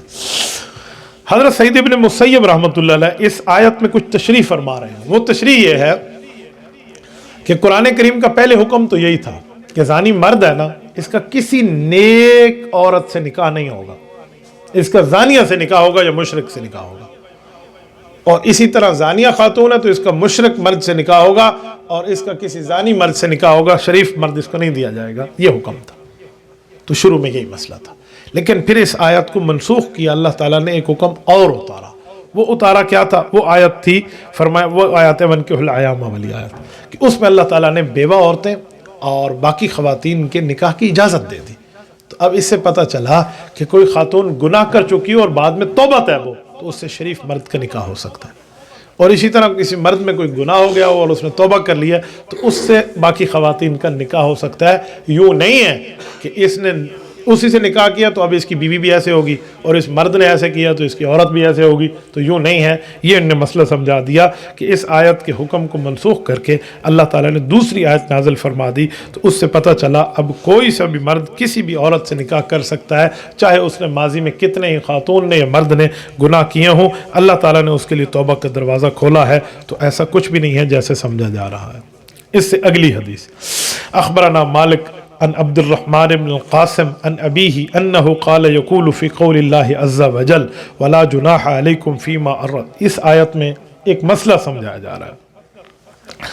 وہ مسئلہ کیا ہے؟ وہ مسئلہ یہی ہے کہ کوئی خاتون عدت میں ہو, اس کا خاوند فوت ہو گیا ہے یا اسے طلاق ہو گئی ہے, وہ عدت میں ہے, تو عدت والی خاتون کو پیغام نکاح دینا تو حرام ہے. عدت میں آپ نکاح کا پیغام نہیں دے سکتے, وہ اپنے خاوند کے غم میں ہے, تو قرآن نے منع کیا ہے کہ آپ اس کو نہیں کہہ سکتے عدت کے دوران کہ آپ مجھ سے شادی کر لیں یا آپ کی شادی فلاں جگہ, اس طرح بات نہیں چل سکتی. ہاں اشارہ اور کنایہ سے بات کرنا جائز ہے. عدت ختم ہو رہی ہے تو اشارے اور کنایہ سے, تو قرآن کہتے ہیں او اکننتم فی انفسکم, آپ دلی طور پہ اس خاتون کو اشارہ دے سکتے ہیں, تو وہ اشارہ دینا آپ کے لیے حرج نہیں ہے. اچھا, اب اشارہ دینا کسے کہتے ہیں؟ تو حضرت عبد الرحمن بن قاسم عن ابیہ, یہ قاسم بن محمد بن ابی بکر, یہ حضرت اما عائشہ کے بھتیجے ہیں, یہ ارشاد فرما رہے ہیں. حضرت اما عائشہ کے ایک بھائی تو عبد الرحمن جن کا میں ذکر کر چکا, ان کی بیٹی تھی عمرہ, وہ ان سے پڑھی.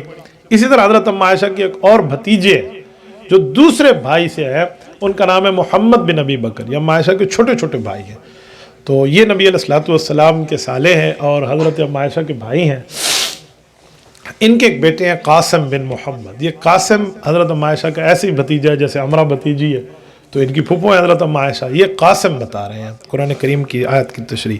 قاسم اتنا بڑا فقیہ ہے مدینہ کا, اتنا بڑا فقیہ ہے کہ جتنا بڑا فقیہ کہوں اتنا کم ہے. یقین مانیے, آپ حیران ہو جائیں. حضرت قاسم کا نام فقہاء سبع مدینہ کے جو ہے نا 7 فقہاء, ان میں ایک خاص نمبر پہ ان کا نام آتا ہے. بہت بڑے فقیہ تھے, بہت بڑے اللہ والے تھے. ان کی قبر مبارک آج بھی موجود ہے وہیں اپنا جنت البقیع کے اندر. ان سے میرا لگاؤ کئی حساب سے ہے. الحمدللہ ہمیں یہ سعادت حاصل ہے کہ میں نسل ابو بکر سے ہوں, تو ہمارا سلسلہ بھی حضرت قاسم کے واسطے سے جاتا ہے حضرت ابو بکر صدیق تک. ہمارے آباء و اجداد میں ہے, اللہ ان کی قبر پہ کروڑوں اربوں رحمتیں نازل فرمائے. تو یہ ایک آیت کی تشریح فرما رہے ہیں. فرمایا کسی بیوہ خاتون کی عدت کے دوران آپ اسے پیغام نکاح تو نہیں دے سکتے, لیکن آپ اشارے سے کہہ سکتے ہیں. وہ اشارے کیا ہیں؟ تو انہوں نے یہ الفاظ بتائے ہیں کہ اگر نکاح کا پیغام دینا ضروری ہے تو آپ اشارہ یوں کریں گے انکی علیہ کریمہ, کہ آپ میرے لیے قابل احترام ہیں. وانی فیک لراغب, یہ مجھے دلچسپی ہے کہ میں کسی اچھی خاتون سے انشاءاللہ شادی کر لوں گا. یا آپ یہ اس طرح بھی کہہ سکتے ہیں کہ اللہ اس خاتون کے ذریعے ہمیں رزق نصیب کرے گا. اس طرح کے الفاظ جو اشارہ کنایہ ہے تو یہ دیے جا سکتے ہیں. یہ مسئلہ میں نے کس جگہ ایک دفعہ بیان کیا, یہ حدیث سنائی, تو ہمارے ایک شاگرد ہیں, تو ان کی بہن نے کسی جگہ اپنے بھائی کے لیے نکاح کا پیغام دیا, اور وہ خاتون عدت میں بالکل آخری دنوں میں تھی, تو وہ بھی چاہ رہی تھی کہ میری کہیں رشتہ ہو جائے, تو یہ چاہ رہی تھی میری بھائی سے ہو جائے. تو اس خاتون نے اسے جا کے کہا کہ میرے بھائی نے ماشاءاللہ فریج بھی لے لیا ہے, گھر بھی اچھا بنا لیا ہے, اور بہترین قسم کی رہائش بھی رکھی, اس نے شادی کرنی ہے. تو ان کے بھائی نے آ کے مجھ سے پوچھا کہ میری بہن نے تو عدت میں یہ کہہ دیا, اب یہ گناہ ہے جائز ہے؟ تو یہ حدیث نہ ہوتی تو ہم اسے کہتے بھی تو گناہ گار ہے, لیکن یہاں روایت موجود ہے کہ اشارے اور کنایے سے بات کرنا یہ جائز ہے. تو انہوں نے پیغام میں نکاح دینے میں اشارے کنایے کے الفاظ بتا دیے. اس سے اگلی روایت, اخبرنا مالک حدثنا نافع عن ابن عمر. یہ حضرت نافع حضرت عبداللہ بن عمر کے غلام ہیں, بہت بڑے عالم ہیں, بہت بڑے عالم ہیں, کوئی چھوٹے موٹے عالم نہیں ہیں. وہ ارشاد فرما رہے ہیں ایک آیت کے متعلق, قرآن کریم کی آیت ہے, اور اس آیت میں اللہ تعالیٰ نے نمازوں کے احکام کو ذکر فرمائے ہیں. اور نمازوں کے احکام کے لیے جو آیت ہے, یہ آیت جو ہے یہ اس کی آیت ہے, کیا نام ہے, قرآن کریم کی سورت कहफ है। जी हाँ, सूरत कहफ के अंदर अल्लाह रब्बुल इज़्ज़त ने इस मज़मून को बयान सारी सूरत बनी इसराइल की आयत नंबर 78 है, इसमें बयान फरमाया अक़िमिस सलात लिदुलूकि शम्स इला गसक़िल लैल व क़ुरआनिल फ़ज्र इन्न क़ुरआनिल फ़ज्रि कान मशहूदा। इस आयत की तशरीफ़ फरमाई है कि किस वक्त नमाज ज़ोहर पढ़नी है, किस वक्त नमाज फ़जर पढ़नी है, तो इन्होंने उसकी तशरीफ़ फरमाते हुए यहाँ एक जुमला इरशाद फरमाया है, वो मैं आपकी खिदमत में रख रहा हूँ। वो फरमाते हैं, अल्लाह ने फरमाया अक़िमिस सलात लिदुलूकि शम्स, जब दल के शम्स हो जाए, सूरज ढल जाए तो फिर आप नमाज पढ़ें। कहा सूरज ढलने के बाद कौन सी नमाज मुराद है? का ढलने और गुरूब होने का फ़र्क है। गुरूब होने पे मगरिब है और ढल जाने के ऊपर जो है वो ज़ोहर की नमाज है, क्योंकि उस वक़्त वो हो चुका होता है जिसे हम कहते हैं ज़वाल हो चुका होता है। तो ज़वाल के बाद ये जायज़ है। कहते हैं दुलूक शम्स मील हुआ, इसका मतलब है वो हिल गया है, ढल गया है, ये दुलूक शम्स का माना है। तो यही है। और इसके आगे लफ्ज़ है गसक़िल लैल, तो फरमाया वो जो लफ्ज़ है उससे मुराद गुरूब आफ्ताब है। जब सूरज गुरूब हो जाए तो मगरिब है, सूरज थोड़ा सा ढल जाए दरमियान से तो आगे जाके ज़ोहर है। तो ये नमाज़ों के औकात की इनने यहाँ तशरीफ़ फरमाई और पूरी बात इरशाद फरमाई। अगली रिवायत जो है वो अब्दुल्लाह इब्न अब्बास रज़ी अल्लाह अन्हुमा के वास्ते से इमाम मालिक दाऊद इब्न हुसैन के वास्ते से लाए हैं। वो इरशाद फरमाते हैं काना यकूलु दुलूकु शम्स मैलुहा गस्क़ुल लैल इज्तिमाउल लैल व ज़ुल्मतुहु क़ाला मुहम्मद व हाज़ा क़ौलु इब्न उमर इब्न अब्बास व क़ाला अब्दुल्लाह इब्न मसूद दुलूकु व गुरूबुहु कुल्लुन हसन। फरमाया मुख्तलिफ अक़वाल है सहाबा कराम के इस बारे में। दुलूक शम्स से एक माना गुरूब का भी मुराद है और ये इब्न मसूद रज़ी अल्लाह तआला अन्हुमा का कौल है, और इब्न अब्बास का, अब्दुल्ला इब्न उमर का और इमाम मोहम्मद फरमाते हैं हमारा कौल वो है जो पहले बयान हो चुका है। तो लिहाजा उस कौल को यहाँ पे ज़िक्र फरमाया कि तारीकी इकट्ठी हो गई फला फला, सारे अक़वाल को बयान फरमा के फरमाया बाकी भी अच्छे हैं लेकिन हमारा कौल यही है। अब आ गई है इसकी आखिरी रिवायत। ये एक तफसीली रिवायत है और ये तफसीली रिवायत मैं चाहूँगा मैं आपके सामने पढ़ूँ और इसकी तशरीह भी करूँ। बहुत ज़बरदस्त इससे मसाइल का हल है और क्या बात है हज़रत इमाम आज़म अबू हनीफ़ा रहमतुल्लाह अलैह की अकल, ज़हानत, इल्म, तक़वा, तहारत, लिल्लाहियत, सोच, फतानत की कि उन्होंने हदीस से कैसा मसला निकाला। आप पहले ज़रा हदीस सुने और उसके बाद मसला सुने। अख़बरना मालिक हद्दसना अब्दुल्लाह इब्न दीनार अन्ना अब्दुल्लाह इब्न उमर रज़ियल्लाहु तआला अन्हुमा अख़बरहु अन्ना रसूलुल्लाह सल्लल्लाहु अलैहि वसल्लम क़ाल इन्नमा अजलुकुम फ़ीमा खला मिनल उमम कमा बैन सलातिल अस्र इला मग़रिबि शम्स व इन्नमा मिस्लुकुम व मिस्लुल यहूदी व नसारा करजुलिन इस्तअमल उम्मालन फ़क़ाल मन यअमलु ली इला निस्फ़न नहार अला क़िरातिन क़ाल फ़अमिलतिल यहूद सुम्मा क़ाल मन यअमलु ली मिन निस्फ़िन नहार इलल अस्र अला क़िरातिन फ़अमिलतिन नसारा अला क़िरातिन सुम्मा क़ाल मन यअमलु ली मिन सलातिल अस्र इला मग़रिबि शम्स अला क़िरातैनि अला फ़अंतुम अल्लज़ीना यअमलून मिन सलातिल अस्र इला मग़रिबि शम्स अला क़िरातैन क़ाल फ़ग़ज़िबल यहूद वन नसारा व क़ालू नहनु अक्सरु अमला व अक़ल्लु अताअ क़ाल हल ज़लमतुम मिन हक़्क़िकुम शैअ क़ालू ला क़ाल फ़इन्नहु फ़ज़ली ऊतीहि मन शिअतु और कमा क़ाला अलैहिस्सलातु वस्सलाम। आगे मसला है क़ाला मोहम्मद से। पहले मैं हदीस का तर्जमा सुना दूँ फिर मसला सुनाता हूँ, वरना दोनों इकट्ठे हो गए तो शायद आप समझ ना पाए। कहते हैं नबी पाक सल्लल्लाहु अलैहि वसल्लम का फरमान हज़रत अब्दुल्ला बिन उमर रज़ी अल्लाह तआला अन्हुमा इरशाद फरमाते हैं, हुज़ूर ने फरमाया तवज्जो से, तुम्हारी उम्मत पहली वाली उम्मतों के मुकाबले में इस तरह है जिस तरह असर की नमाज से लेकर सूरज के गुरूब होने का वक्त है।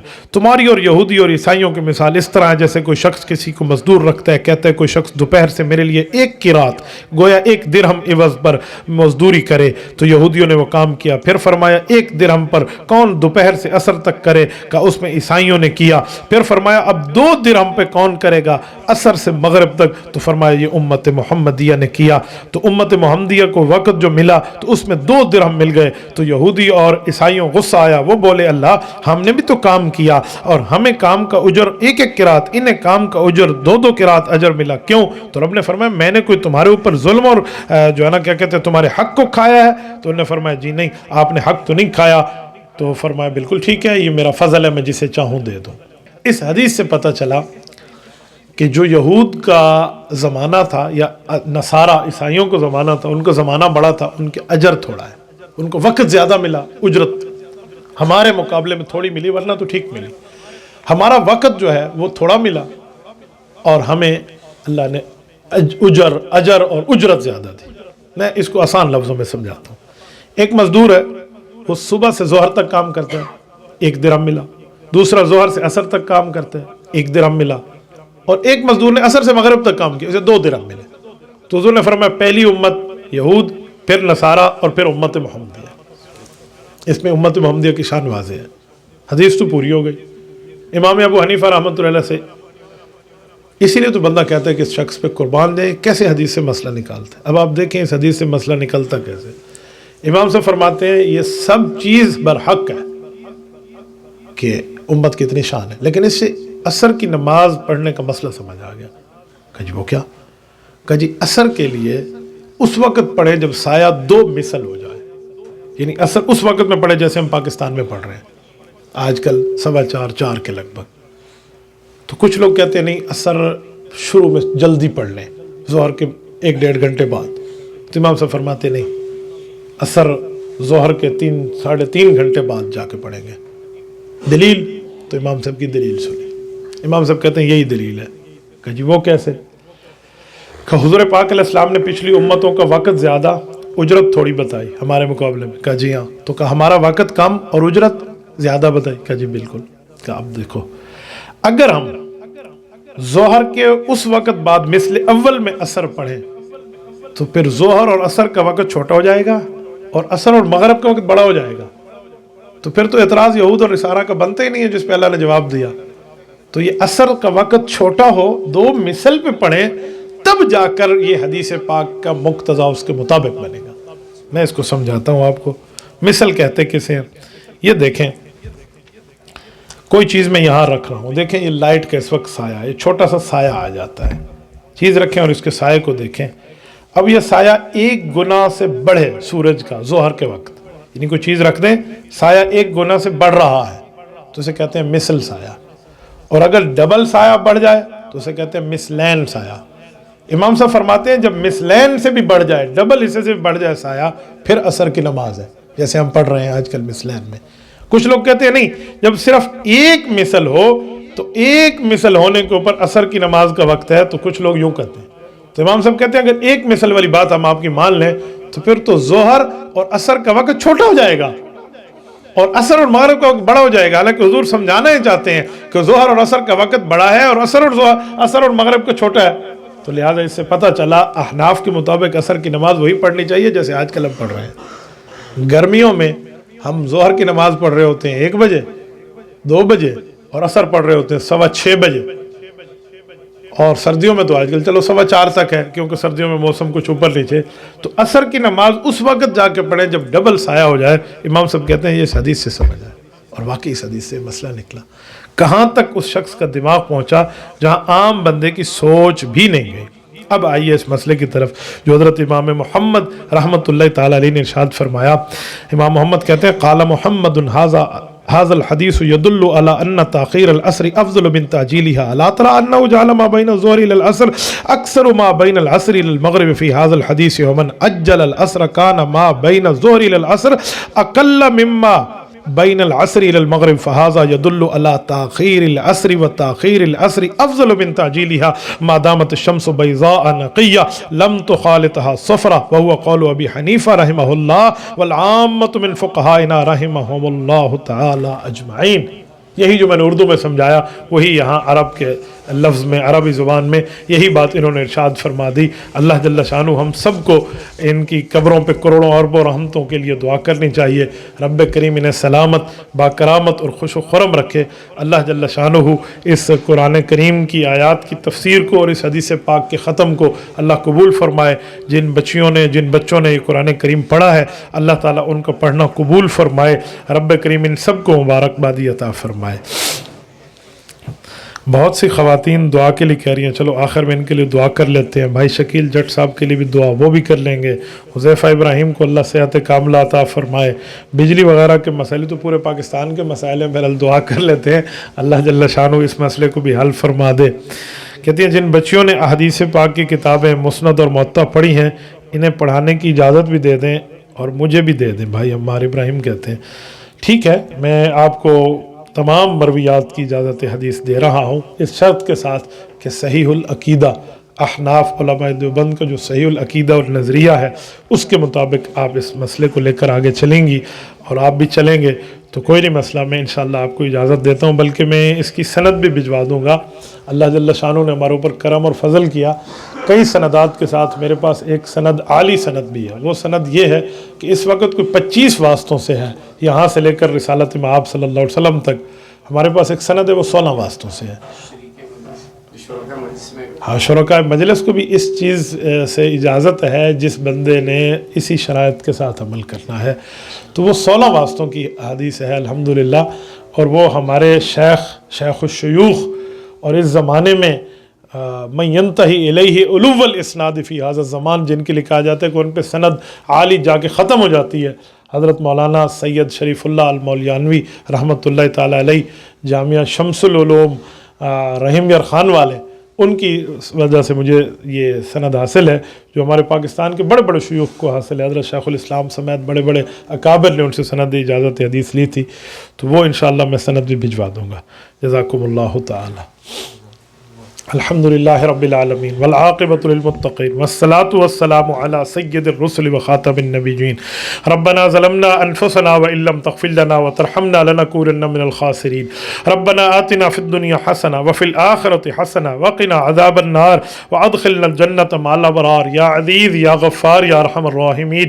الہی آتی نفس تقواہا وزکھا وانت خیر من زکاہا انت ولیہا ومولاہا۔ اے میرے مولا اس پروگرام کو قبول فرما، جن بچیوں اور بچوں نے پڑھا ان سب کا پڑھنا، حاضرین سمیت ان سب کا قبول فرما۔ اے میرے مولا بھائی حذیفہ کو صحت کاملہ عطا فرما۔ اے اللہ بھائی شکیل کے لیے دعا فرمائے، ہم اچھی دعاؤں کی درخواست کرتے ہیں، اللہ ان کے حق میں قبول فرما۔ اے اللہ جتنی خواتین نے لکھ کے بھیجا ہے، کہا ہے، کہنا چاہتی ہیں، جن دوستوں نے کہا ہے کہنا چاہتے ہیں، ان سب کی تمام دعاؤں کو قبول فرما۔ اے اللہ بجلی سمیت یہ تمام جو مسائل کو حل فرما۔ نبی پاک صلی اللہ علیہ وسلم نے جو خیریں مانگی ہم سب کو عطا فرما، جن شرور سے، فتن سے، فساد سے پناہ مانگی ہے میرے مولا پناہ عطا فرما۔ صلی اللہ تعالی علی خیر خلقہ محمد وعلی آلہ واصحابہ اجمعین برحمتک یا ارحم الراحمین۔